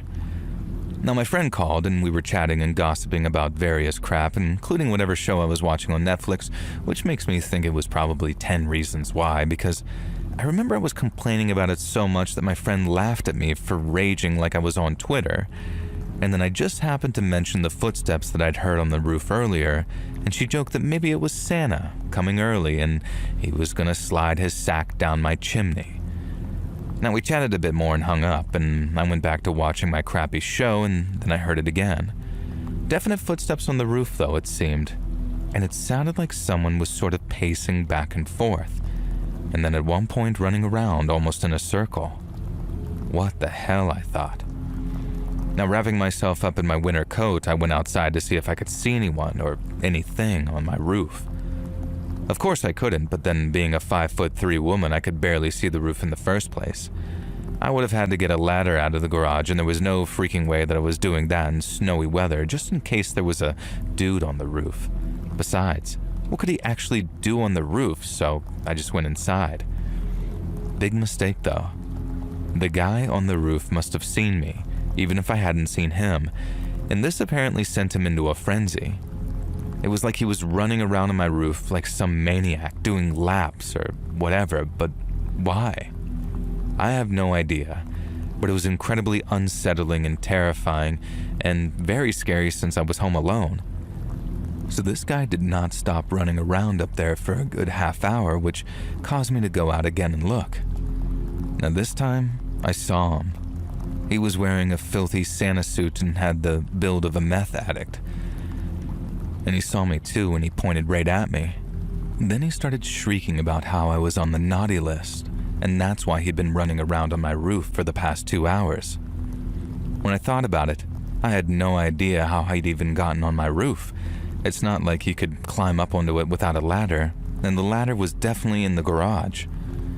The only thing that I could think of is that he'd somehow taken a running jump from a neighbor's roof and managed to make it. Either that, or he actually was Santa, I guess, but that would mean that Santa was a filthy, emaciated meth head with rotten teeth and a bizarre roof exercise regime. Thankfully, I had my cell in my coat pocket, so I pulled it out and dialed the cops right in front of him, keeping eye contact with him the whole time. I guess there was a danger that he could have leaped off the roof at me and somehow avoided injuring himself. Or as I thought of later, he could have thrown something at me, but thankfully I didn't consider that at the time. Plus, with how cracked out this guy obviously was, I'm pretty sure that he couldn't have hit a barn door with a banjo. And when I got off the phone with the cops, I told Meth Santa that they were on their way. And he sort of paused, thinking about this for a moment, and then started doing laps around the roof again. And I watched in shock as he ran in circles faster and faster, and then eventually charged towards my neighbor's roof and did a front flip as he jumped across the gap. Now, to his credit, he made it too. Meth Santa was some parkour expert apparently, and I watched as he sprinted around the roofs, leaping further and further. And when the cops got there, I told them roughly where he'd gone, but I was kind of in shock. It's not every day that you see a methed out Santa doing parkour across your neighborhood. Now, I went back inside and kept watching out the window, and about 30 minutes later I saw a squad car driving past with that Santa in the back, looking pretty sad. And shortly after, there was a knock on my car and a kind lady cop explaining the whole situation. The guy was known as a local crack and meth head, and according to him, he was sick of being a bad person, so he wanted to be Santa. But he couldn't afford any gifts, so his plan was to just run around on some roofs and let people think Santa was real. I guess it was kind of sweet in some way, and that was until he admitted dropping some baggies of probably cocaine, but I don't know how good it was, down the chimneys of some of the houses, and I was glad that I didn't have a chimney. And when I asked how they'd finally caught him, the cop just sort of laughed. He said that despite his mad skills jumping around, his eyesight clearly wasn't that great, because after one particular epic leap, he'd run headfirst straight into a chimney and knocked himself out. And then the cops and the fire department had brought him down, checked him over with the paramedics, and then carted him off to the local police station. I have no idea what became of him, and I'm not sure what kind of crime it is to freely drop baggies of probably dirty cocaine down people's chimneys as a Christmas present, but I hope he got the help he needed. When my boyfriend returned, I told him the story, and he thought it was the funniest thing ever, after refusing to believe me for about an hour. And he was hugely disappointed that he didn't get to see the fun for himself, but despite that, and despite my visit from Meth Santa, I still managed to have a great Christmas. And this year, I hope you all do too. Just remember, if you hear footsteps on the roof, it might be the jolly fat man, or it might be a crack addict. These days, you just never really know.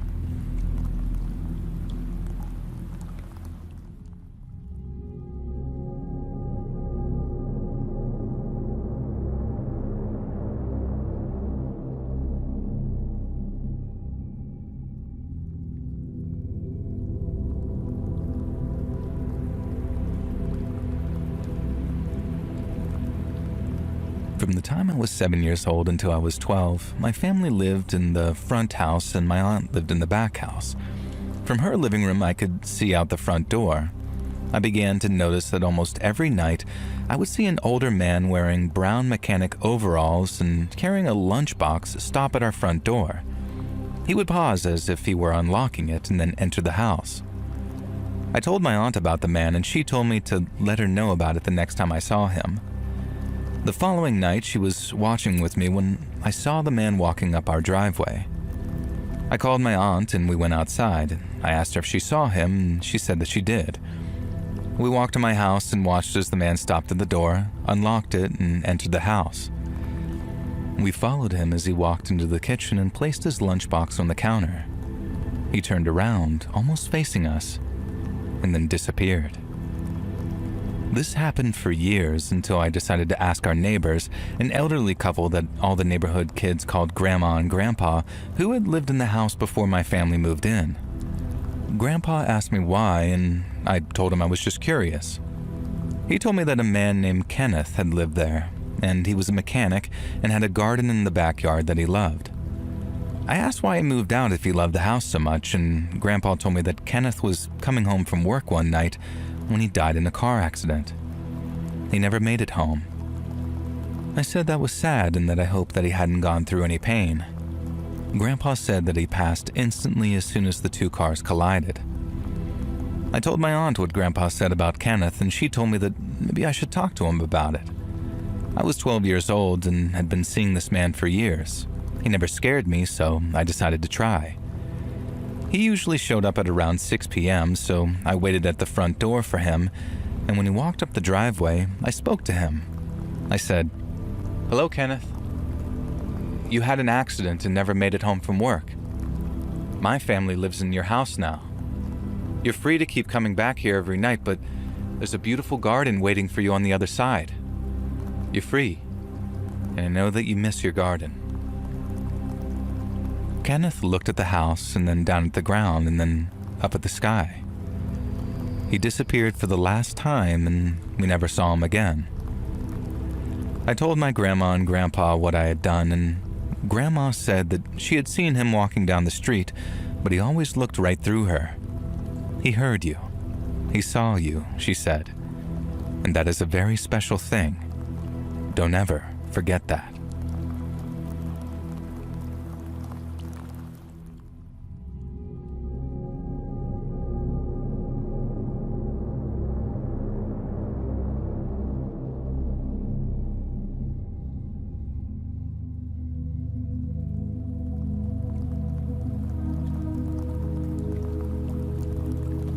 I won't say which company I used to work for, but it had multiple departments, and each department had an office to itself. My department would always do a Secret Santa, and every year it was awesome. And that was until 2015, when the guy assigned to buy my gift was the new guy, the office creep, and I'll just call him Crispin. Now, of course, I had no idea it was Crispin who was buying my gift. That was the point. In fact, we weren't supposed to find out until we took our gifts home, opened them, and then revealed who bought for who the next day at work. Now, I've been assigned Margaret, this elderly woman who'd been at the company for years and who loved bath bombs and things like that, so she was an easy buy. Being a young woman in her mid-20s, I figured that I'd be easy to buy for as well. My Secret Santa gift felt like a framed picture, and I could feel glass on one side as I gently tapped it. Now, it was pretty poorly wrapped, with a very fragile sticker stuck to the front, and I made sure to be careful getting it home. When I arrived home, I had various things to deal with, like breaking up with a guy that I met on Tinder who seemed cool at first but soon became way too clingy and obsessive. And I put on my big girl pants and broke up with him over the phone instead of text message or email because I at least owed him that. And then I had a glass of wine to calm my nerves, and by the time I remembered my Secret Santa gift, I was in kind of a melancholic but floaty mood. And when I opened it carefully, I thought that I was seeing things. It was a framed photo depicting a young, attractive couple on a beach. The man was wearing a Speedo that left very little to the imagination, and the woman was wearing one of those hideous micro bikinis, neon pink I might add, and that left even less to the imagination. And you know the ones where the parts covering your naughty bits are clearly kinda see-through, so you're basically skirting the line of being naked? Yeah. And fair enough what people want to dress like though. But the horrifying part was the fact that my face had been photoshopped extremely badly onto the micro bikini chick's neck. Now, I'm a pretty pale girl, my hair's almost black, and this model was clearly a bronzed blonde bombshell. No attempt had been made to make our skin tones match or anything else for that matter, and in fact, I could still see a bit of her hair sticking out behind my own head. And even this was the most horrific thing though. The horrifying thing was that Crispin from work had been photoshopped over Speedo Hunk's head. And this had to be a joke, right? A somewhat cruel prank from one of the girls since they'd been a little bitchy about Crispin. Now, I was less convinced it was a prank when I noticed that his signature was in the corner of the photo, though, written in Sharpie, although of course that could be faked as well. Now, feeling kind of upset and sick about it, coupled with the earlier events of the evening, I left the weird photo on my desk knowing that I'd find out the culprit tomorrow at work. And it was as bad as you'd expect. We all gathered together that lunch break with the reveal of who'd bought gifts for who, and as much as I'd hoped and prayed it wasn't the case, mine was from Crispin. And when he asked if I'd liked it, with genuine sincerity in his voice and on his face, what the hell was I supposed to do? Realistically, I know that I should have reported him to HR or just chewed him out, and I should have shown the Photoshop to my colleagues, although I felt weirdly embarrassed to do so. But Crispin outranked me in the company, and he was friends with the boss above, and he had this look of an eager puppy on his face when he asked me if I liked the gift. And so I did the dumbest thing I could. I said that it was sweet and thoughtful. And when it came time to show off our gifts to each other, I pretended like I'd forgotten it at home and described it as a photo of Crispin and I, and then left it at that. I know I made a stupid decision by letting this slide. Trust me, I really do. You're probably screaming at your phones or TVs or wherever you listen right now about what a dumb idiot I was, and yeah, I do agree. But it was just such a weird left field incident that I could barely work out what to do, say, or even think. That night, I dismantled the photo. I didn't want to toss the whole thing out because it was in a bizarrely high-quality frame, and I figured that I could use it for something that wasn't massively creepy and weird. No, I was almost expecting some kind of message to be written on the back of the photograph. Ideally, a reveal that it was all some big prank and more likely a weird confession of love or a poem or something from Crispin. But no, just blank. And so I tore the photoshopped image into pieces, taking special care to decimate the micro-bikini lady and making sure my own head was definitively removed from the body and torn into a bazillion-jillion pieces. And once again, I know I'm an idiot for not photographing the evidence or better yet, keeping it, but I was just so dumbfounded by it all that I wasn't thinking straight. So instead of doing any of the things I should have done, I shredded the photo, threw it in the trash, and then took the trash bag outside and put it in the outdoor garbage can. I figured the further away that I was from the cursed image, the less I'd have to think about it. And I didn't think about it again, not really, until that day at work a few days later. I was in the break room making myself a coffee when I heard the door open behind me. I greeted the newcomer with a "hey," knowing it'd be some member of our small department that I was friendly with. Now, I wasn't even concerned at the idea of it being Crispin.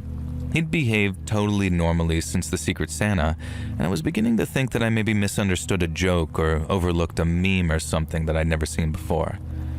And I felt his breath on my cheek before he even spoke.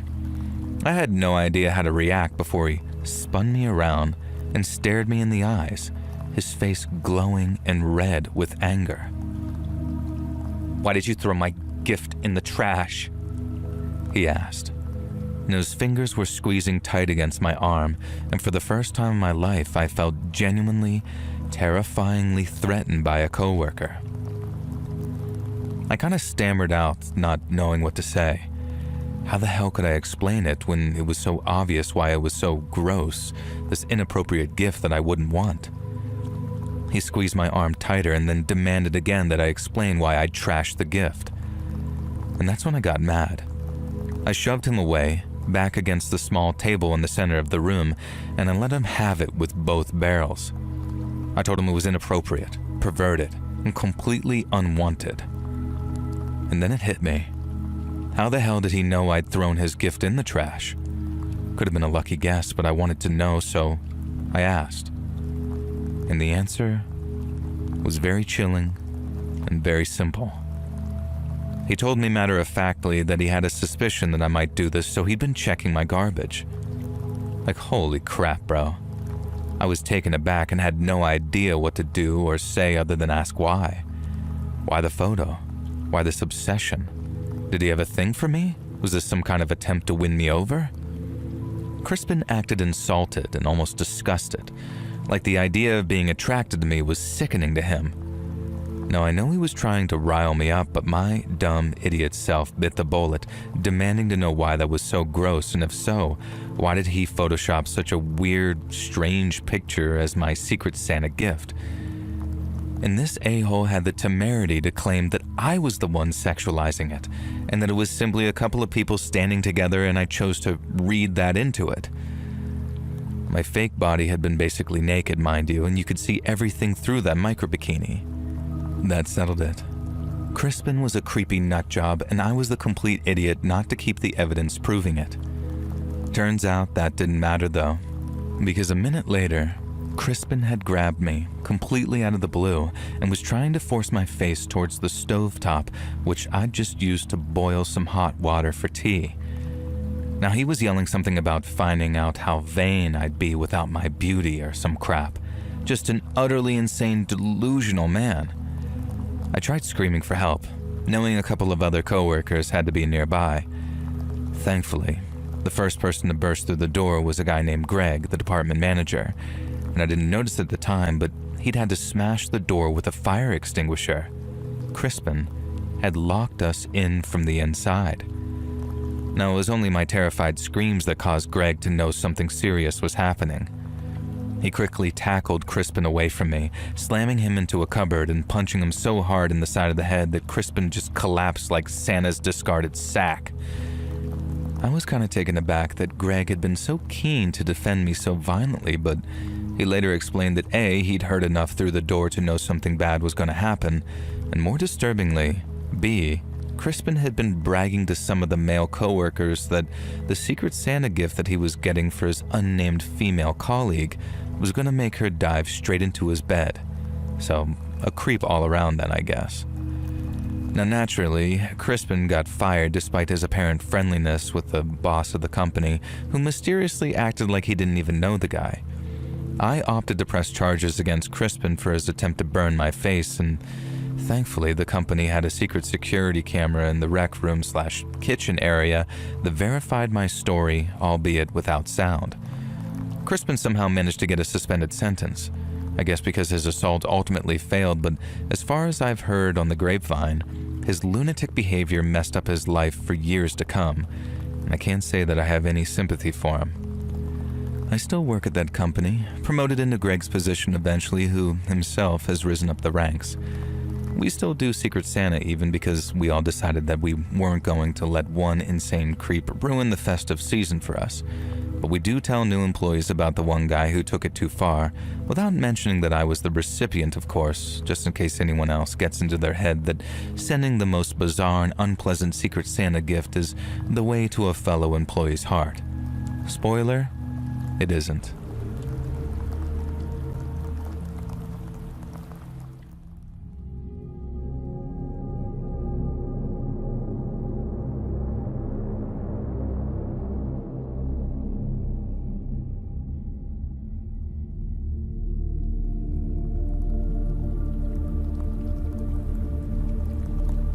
So some years ago, my wife was caring for an elderly friend's mother during her final days.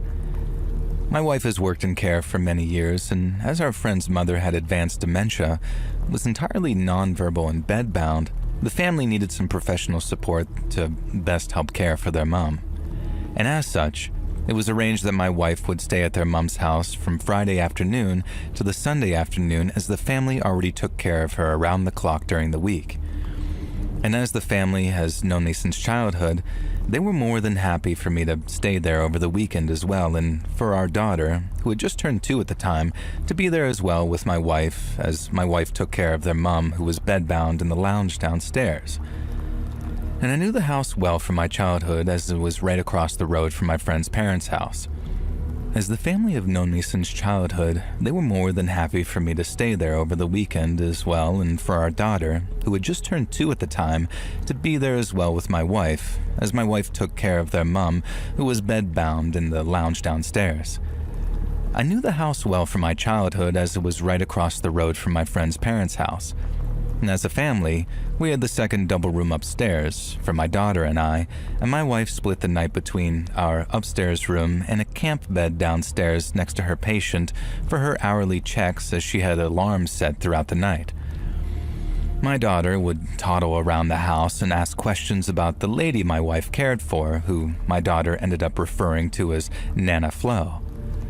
My daughter had explored the house thoroughly with my wife and I, but one day we went upstairs to go to our room and she wouldn't cross the landing. She outright refused and began to cry. I picked her up and asked her what was wrong, and she told me that she was very scared.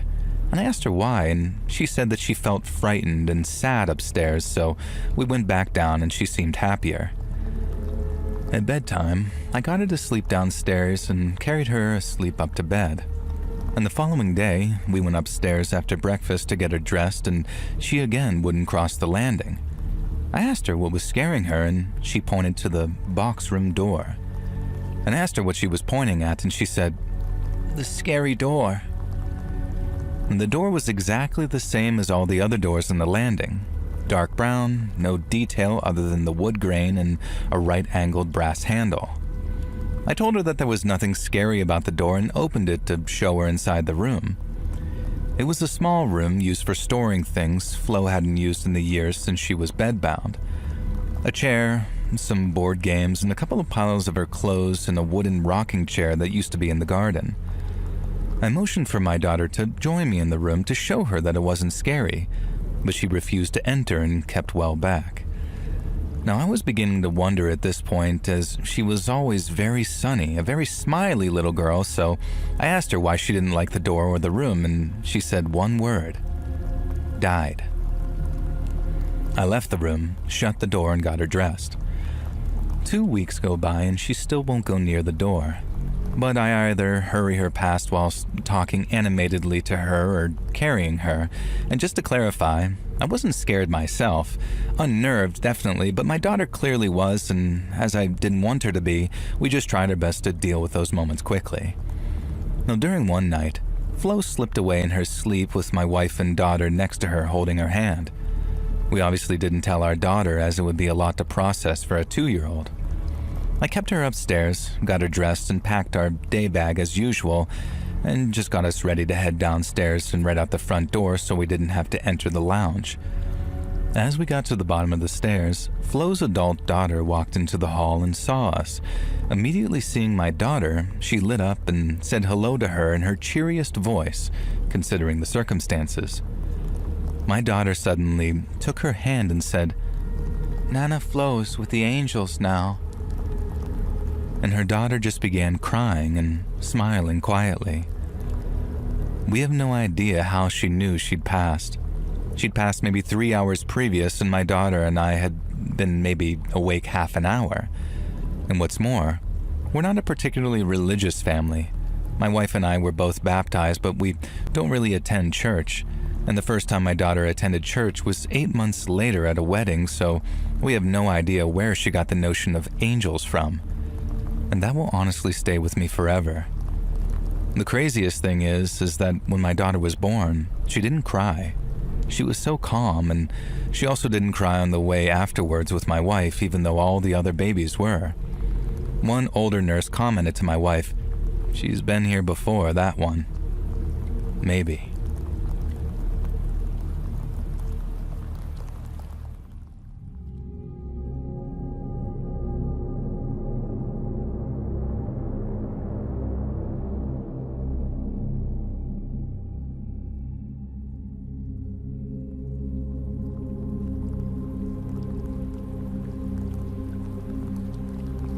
I really can't get my head around why someone would actively want to hurt and scare children in the way that some people do.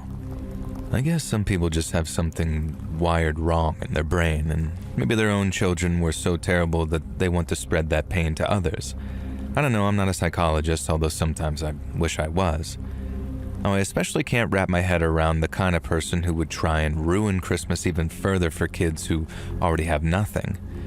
And this whole preamble is a setup for a story about an incident that occurred when I first started volunteering for Toys for Tots. You'd be surprised how many gifts that we'd receive that were either damaged, non-functional, or otherwise simply not following the rules that allow us to pass the gifts on to needy children. Most of the time, it's just people trying to get rid of their unwanted junk, looking like a saint while doing so. That's why these initiatives usually don't allow open products or anything that could have been tampered with. I see people complaining online that we're ungrateful for not accepting anything but brand new sealed toys, but trust me, there are good reasons. And when I first started volunteering for the initiative, it wasn't a big official Toys for Tots group. It was a small, hastily cobbled together idea from the town officials, in particular the mayor, who was set up for re-election the next year.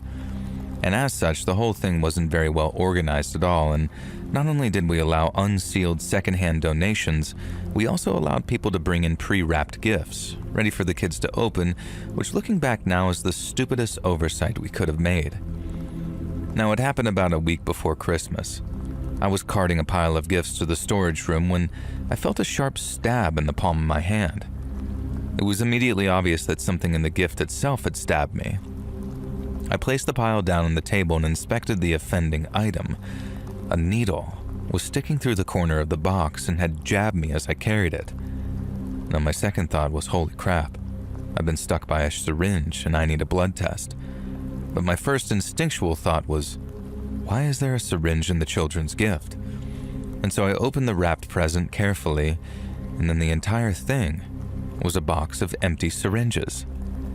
They looked like diabetic insulin needles with all the caps removed so that anyone who excitedly tore the package apart, a young child for example, would almost certainly end up stabbed by these needles.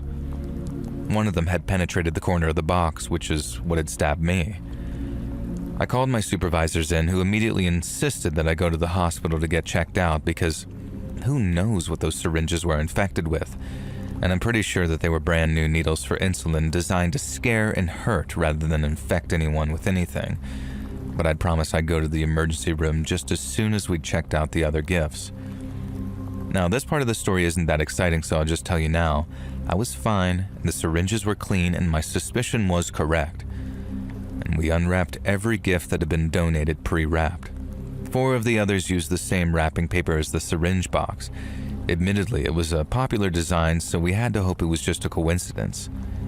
Unfortunately, only one of the 4 was legitimate, a Bug's Life jigsaw puzzle. And here's the delightful list of things we discovered that some deranged soul had tried to pass on to children in need. At least, I hope and pray it was just one person. Firstly, we found a copy of Shel Silverstein's The Giving Tree. The first few pages were normal, but then the darkness started. All the illustrations had been glued over with adult images, some of it being pretty graphic and hardcore. Now, give this book to a little kid and it either traumatized them or get them into some heavy, weird stuff at a very young age. And next was a doll that had been scrawled on and modified in a way that I'd rather not even get into explaining. It had been placed back into the box with a blanket wrapped around the toy so the modifications weren't immediately obvious either. And finally, and most disturbingly, there was a pretty expensive teddy bear. On the surface, this seemed fine, until one of my colleagues noticed some slightly incongruous stitching on its back. We didn't unpick it ourselves, but when we called the cops and handed the offending items over, we were later told that the teddy bear contained a medical blood bag filled with pig's blood.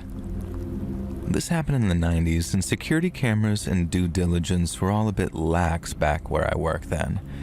And we were all devastated that our good deed, collecting gifts for the local orphanage, had been so corrupted by hopefully just one person looking to absolutely ruin Christmas for kids who already had a hard, grueling life. It just destroyed us all. We hadn't exactly received a lot of donations in the first place, so the meager offerings that we had for the children's home just felt extra pathetic now that this individual, who was never identified or caught by the way, had absolutely destroyed something so wholesome. We proposed to the mayor and the township that next year we'd be far more vigilant with the gifts we accepted, refusing to allow pre-wrapped gifts and insisting that the toys for the kids had to be new and sealed. But ultimately, they decided that no, this had put a strain on the whole thing and the initiative would be canceled going forwards. Thankfully, there are other towns, and these days there are much more official Toys for Tots initiatives that are well managed and carefully vetted. But if you're one of the many people who thinks we're too picky or demanding over what we'll accept, then please remember my story. There are some people out there who are just so sick and depraved that their idea of a good time is permanently ruining the festive season for little kids who already live difficult lives.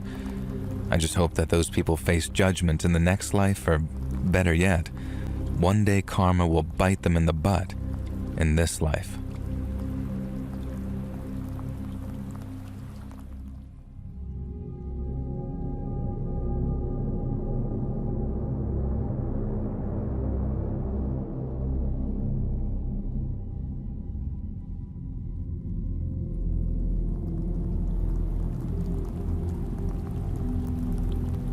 So just some background on my family's beliefs.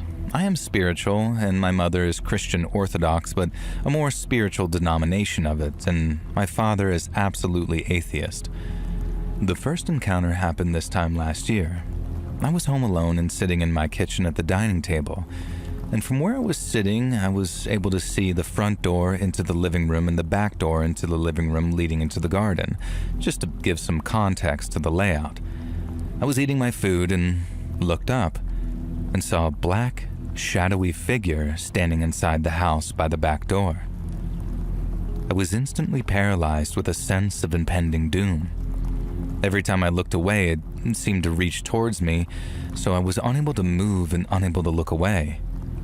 One thing to note is that after about 5 minutes of me looking at it, my cat started yowling at the front door to be let in. One thing about him is that he rarely meows, and on the rare occasion he does, it is extremely quiet, and this is the first time that I had heard him meow like that. After a few more minutes, I became hysterical and started screaming and crying. And the entire thing lasted about 40 minutes until my mom came home and got me out of my hysterical state. Now, another thing to note is that when the front door opened and my mom came in, and I did not recognize it as her, nor as a human, and I fell to the floor in fear. She immediately got me up and cleansed the entire house and all of the doorways. Now, I put this experience down to being a stress-induced hallucination, as I was going through a very stressful time then, or due to the new hormonal medication that I've been put on, hallucinations being a very rare side effect. Now, this was until the second encounter. I had been away from home the past 2 days, and when I got back today, my dad told me that he had seen a ghost, and when he took a picture of it, it disappeared next time he looked. Now, I was taken aback, as he doesn't believe in the paranormal at all and does not joke about things like this. I asked to see the picture, and in the picture, I saw exactly what I had seen this time last year. I will attach the image that he took, where you will see to the left of it the back door where the original instance occurred.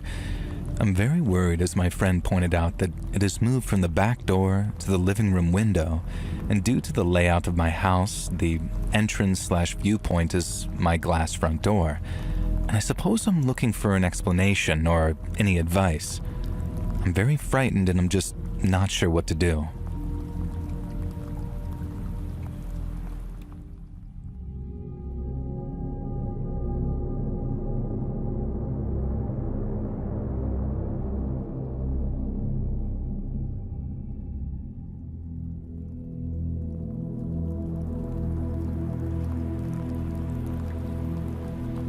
I never particularly enjoyed the company of my neighbor, Ronnie, back in the day. I can't say I disliked him or anything, but he was one of those cheerful, larger-than-life, middle-aged divorcees who always wanted to stop me and chat about sports that I didn't watch or weather I didn't care about. And he was the neighborhood gossip, too. And frankly, I didn't care that Mrs. Henderson was having an affair with a pool boy or that Lucy de la Roche was on antipsychotic medicine. The problem with Ronnie was that, being my direct next-door neighbor, he seemed to enjoy my company, and he also took it upon himself to be the life and soul of the neighborhood party, which meant that he hosted regular barbecues or arranged safari suppers, or invited us boys around for movie night at the home theater that he'd built in his basement. Now, okay, maybe that part was kind of cool and I don't mind those, but I often had to force myself to attend the cookouts and all of that. Now, living next door, new to the neighborhood and freshly divorced myself, it's not like I had a good reason to avoid Ronnie and his hospitality either. So I just kind of saw him as a necessary evil, an overly friendly and overwhelming cross that I had to bear in order to live in the otherwise fantastic, high-quality home in a lovely gated community that my parents had left to me when they retired to Arizona. And I still don't get why they retired there, of all places. Now, everything Ronnie did was just a little too loud and a little too obnoxious. He was always working on some DIY home improvement project, and he always had to start just a little too early and end a little too late, and make a little too much noise. And when he had family over for their get-togethers, his grandkids were just a little too loud and a little too obnoxious as well, and he had this shed where he did his projects. I would say that Ronnie's shed reminded me of that song, What's He Building in There? I don't know if you know it, but there was no secret about the crap Ronnie was making. He'd brag about it and show it off at any given opportunity. Picnic benches, refurbished recliner couches, reframed paintings that he'd found at the Goodwill. And then we, his lucky neighbors, would end up as the recipients of those half-finished, half-good refurbished projects that he managed to make a crazy amount of noise working on. Now, I feel bad talking crap on Ronnie like this, and I know that I seem like an a-hole, but would it help if I told you that Ronnie's here right now as I'm writing this and kind of goading me into making myself look like a jerk? You see, Ronnie and I are best friends now, ride or die, and I love him like a brother despite the 20-year age gap. And it's all because of one Christmas a few years ago where he drove me mad by playing that Simply Having a Wonderful Christmas Time by Paul McCartney on repeat. And like I said, Ronnie did everything just a bit bigger and just a bit louder. And this included Halloween and Christmas. As soon as October 1st rolled around, he'd go all out decorating the exterior of his house for the spooky season. December 1st, the same. Ronnie would be out there stringing up lights and setting Santa up on the roof, doing this whole grand display. And you gotta hand it to him, he did a great job. It was probably the highlight of the neighborhood each year, and if you want some context as to how much people liked Ronnie's Christmas decorations, consider this. They broke numerous HOA rules, and the HOA let them get away with it without a peep. And do you know how beloved in the community you have to be in order for the Homeowners Association to turn a blind eye to something? Yeah. And so, 'twas the night before Christmas, and all through the neighborhood, not a creature was stirring, except for the animatronics on Ronnie's lawn and the glowing flashing lights. I'd learned to just tolerate it by then, invested in a sleep mask instead of being the local neighborhood curmudgeon at 27. And what I couldn't stand, though, was the fact that he decided to play Christmas music at what felt like a pretty unreasonable volume at 11:18 p.m. Wonderful Christmas Time by Paul McCartney, and only that song, too. And I heard it on repeat 4 times. There hadn't been music blaring from his house either. Was he having some kind of late-night family party? This just seemed weird even for loud, proud Ronnie. And then the song started for the 5th time, and this time it was louder. 6th, louder still. And eventually, when Paul freaking McCartney was on his 9th loop of singing The Party's On and The Feeling's Here, my windows were rattling and I was just about ready to go over to Ronnie's and remind him about Mark David Chapman and the fate of another Beatle. Okay, maybe not quite that drastic, but I was gearing up to go over there and finally yell at the guy. Yes, even on Christmas Eve. And I could see the lights going on in other houses in our small gated community too. Silhouetted figures peering out at Ronnie's place. And as I was pulling on my coat and boots, the song looped again, even louder this time, and I knew that there was no going back. Time to pay my neighbor a visit and tell him and whatever guests he had that they needed to keep it the F down. Some of us had Christmas in the morning. From the way our houses are positioned, I can't see Ronnie's front porch from any of the windows I've been looking out of, so when I arrived on his lawn, I could immediately see something was off. For one thing, one of his beloved light-up Santas had been smashed. For another, his front door was wide open. Now, I thought about heading back to get my gun, but something told me that this was too urgent. Instead, I grabbed an axe resting against Ronnie's firewood pile and made my way into the house. The inside was a mess. The whole place had been trashed, like someone was looking for something. In particular, a lot of the pictures that he had on the walls had been pulled off and thrown to the ground. I followed that sound of wonderful Christmas time into the living room, and I'll never forget the sight that met my eyes. Ronnie was just lying there, in a pool of blood, somehow hooked up against the cabinet that held his old classic stack-based stereo system. His eyes were just sort of coming in and out of consciousness, and his hand rested on the volume knob.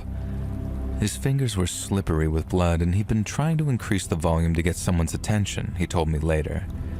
He managed to get the collar of his shirt hooked on the cabinet, so he was being held up, but I could immediately see why he wasn't able to move any more than he was.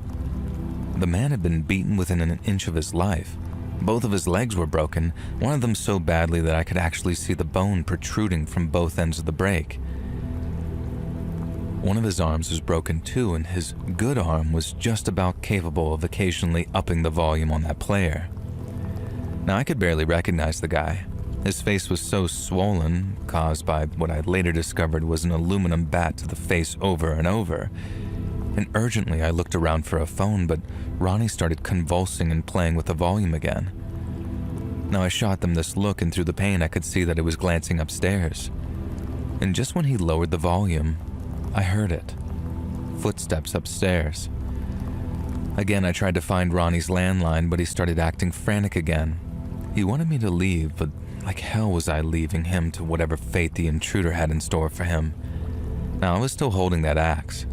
I had no idea where Ronnie kept his guns, and to this day I have no idea why I behaved so recklessly and stupid, but it was Christmas Eve, so why not? I decided to rush upstairs and confront whoever had done this to Ronnie, armed with some rusty log-cutting axe.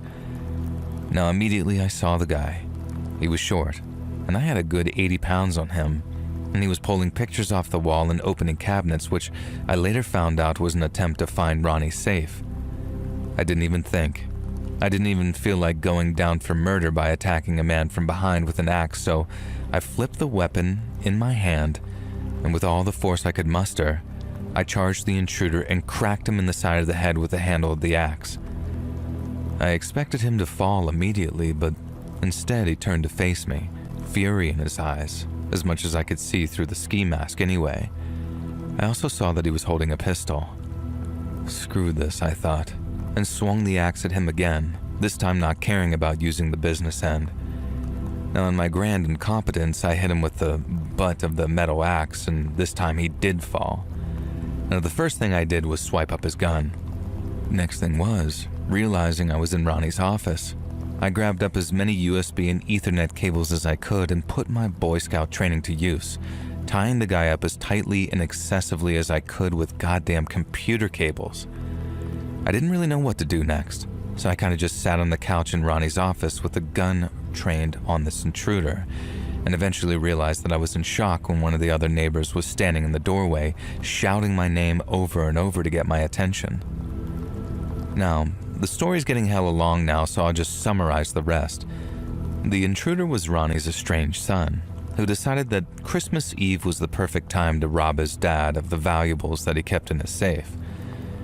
It turned out that Ronnie was a pretty rich man and kept a lot of valuables on hand for whatever reason.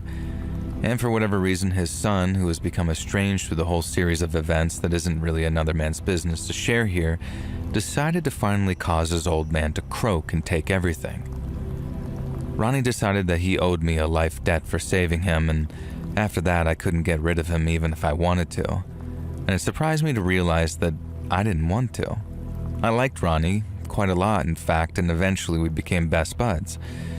Like I said, he's here while I write this, encouraging me to do it, in fact. And now he's wheelchair bound, sadly, but his injuries really took a lot out of him, and his son won't be getting out of prison anytime soon. Ronnie struggles to be the master of ceremonies for cookouts and Halloween and Christmas now, so I help him, almost like a Robin to his Batman. And he refused to move out despite all the bad events and memories, and honestly, I'm just so glad that he stuck around. He's one of the best people I've ever known, and I still feel like a jerk having such a negative opinion on him early on, just for being larger-than-life friendly. But he says it's my penance that I have to share this part of the story, and Ronnie loves nothing more than giving me a hard time. So every Christmas now, since the events of 10 years ago, I help Ronnie decorate for Christmas. And my now wife joins in too, and my 2-year-old daughter already calls him Uncle Ron Ron. Life's very different now for both of us, and It was a terrible, harrowing experience, but we came out of it with a kind of lifelong friendship you'd be extremely lucky to find. And there's only one rule that we have between us, though. Never, ever again are we going to listen to A Wonderful Christmas Time. Screw that song. But Merry Christmas.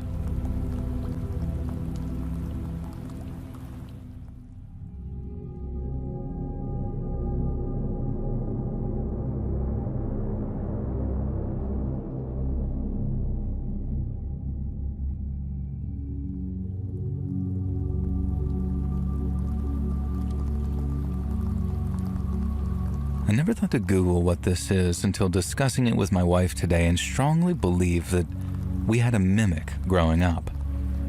Reading some of your accounts of very similar events brought me to actual tears, and I've told these stories to people throughout my life and have never forgotten it.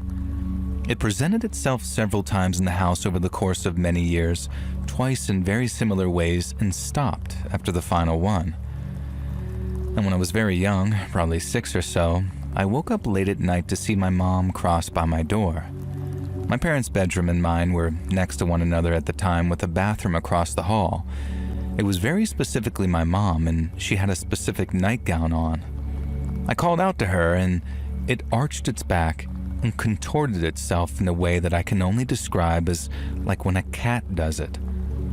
I put my head back down and covered my head, and when I looked again, she was gone. Now fast forward a few years to maybe middle school. I'm downstairs alone and the power goes out in the middle of the day. The house was a bit older and had ratty drop ceilings in the basement, so whenever I was down there, I could usually tell where everyone in my family was. A second after, the power goes out. I hear a solid minute of what sounded like very heavy boots stomping around upstairs, and thuds and rattling as if things in the house were being dragged and thrown around. After it stopped and I eventually went upstairs, there wasn't a thing out of place. Now, the third physical event was another few years later, near the end of high school. I sometimes would doze off on the couch in the basement on the weekends, staying up too late. I woke up, looked over the back of the couch, and what looked like my dad was sitting at my family computer. The lights were off downstairs, but I could see him in the glow of the monitor. This was pretty unusual, as my dad was not really a night owl, and I called out to him, and the same thing as the first time happened, as I can only describe it as bristling and changing its posture to be deeply hostile, looking without turning to look at me. I put my head back down for a second to compose myself and try to get a grip and make sure that I wasn't just freaking myself out or making absolutely sure that I was awake. And I got back up and was gone. Now, I was not sleeping. I stood up and went upstairs after that and was up for a while. And the last thing, after a few years ahead when I was a part way through college, I got home pretty late and the hallway near my bedroom was unnaturally, weirdly cold in one area, much more so than the rest of the house. Now, I knew full on something was strange, but tried to put it out of my mind and force myself to be rational. I got in bed and felt someone sit on the edge of the bed on the side away from where I was facing. Totally frozen in shock at this point, it put a hand on my shoulder and said, "Hey, wake up." In what sounded like my dad's voice, who was pretty soft-spoken and not threatening sounding at all. Mind you, I was not asleep at all, and I shot up at this point and nobody was there. The last occurrence felt sort of final in a weird way that I can't exactly explain. And I lived there full-time for another couple of years until I finished college, visited for days at a time often, and then full-time another 6 months a few years later when changing careers and moving back home from an out-of-state job. Not a hair out of place in the house ever again, and I never told my parents about it, but I just wanted to share with you guys, having spent some time tonight reading other people's stories and realizing that I wasn't alone in this kind of specific phenomenon. Why it presented itself in such a frightening way but spoke so gently, I have no idea. It freaks me out talking about it to this day.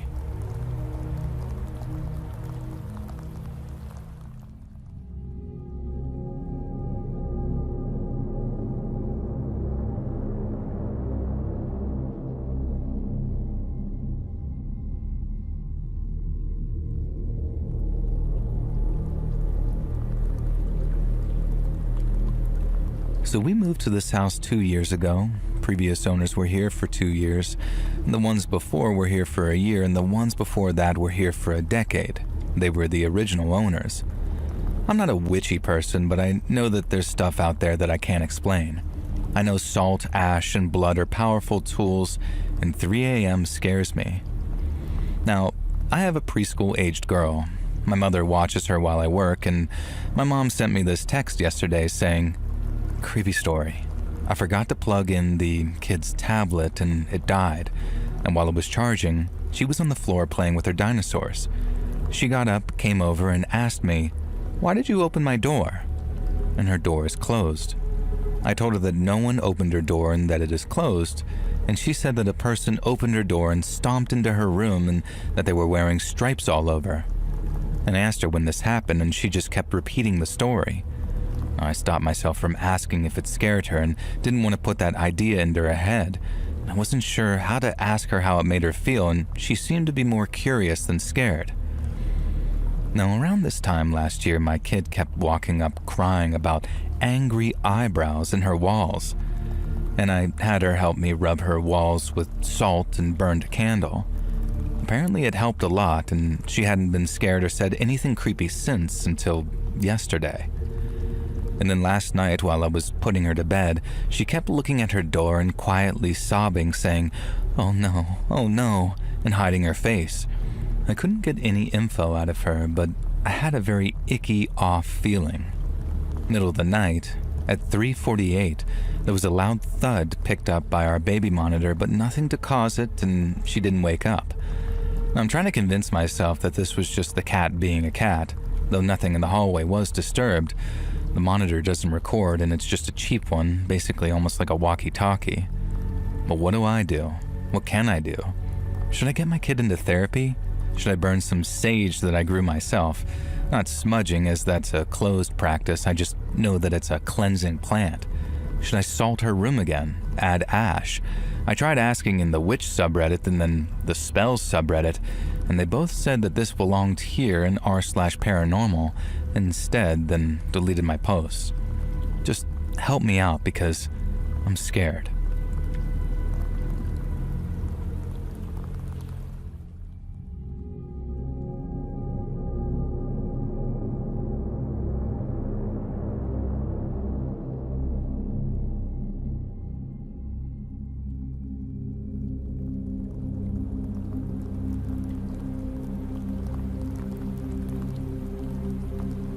So last October, I moved to Hawaii completely alone. I was unhappy with my life back home and needed a change. I left behind a decently well-paying job that I hated and took a leap of faith, even though I only knew one person on the island. The transition was hard. There were days that I questioned why I had come and what I was looking for. And one afternoon, while playing pickleball, a man approached me. And it was a black man with the bluest eyes I'd ever seen. And we started chatting casually, and then out of nowhere, he began telling me things about my life that no stranger could possibly know. He said I was from Chicago. He named the exact 2 streets my old apartment in Chicago was located, and he said that I had 3 brothers, which I told him no. And after a minute, I realized that he was talking about my blood brother and my 2 stepbrothers. I don't see my stepbrothers, so I don't even think about that right away. And he told me that I was Polish and spoke about the close bond that I have with my mother. And every detail was true. I was completely stunned. My first thought was that he might be a stalker, but the conversation continued. He told me he had this sense, and that I was meant to speak with him. And without me mentioning my career, he said that I would soon find a job that I truly love.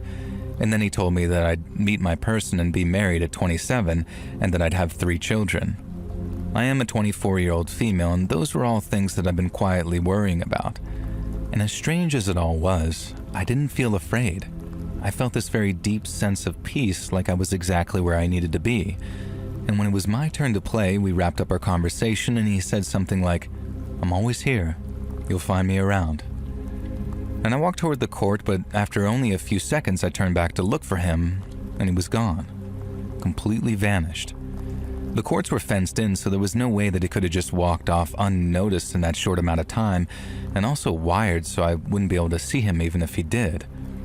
I played there often and have never seen him again, and it was one of the most surreal and unexplainable moments of my life, and I still think about it all the time.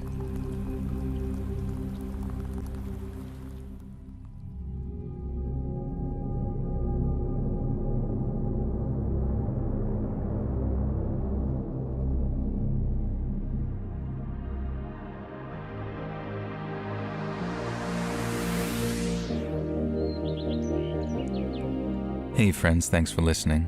Click that notification bell to be alerted of all future narrations. I release new videos every Monday and Thursday at 9 p.m. Eastern Time, and there are super fun live streams on Sundays and Wednesday nights. If you got a story, be sure to submit them over at my email, letsreadsubmissions@gmail.com, and you might even hear your story featured in the next video. And if you want to support me even more, grab early access to all future narrations and bonus content over on Patreon, or click that big join button to hear about the extra perks for members of the channel. And check out the Let's Read podcast, where you can hear all of these stories in big compilations located anywhere you listen to podcasts. I also have a true crime channel called Saturn Soul. Check it out, all links in the description below. Thanks so much, friends.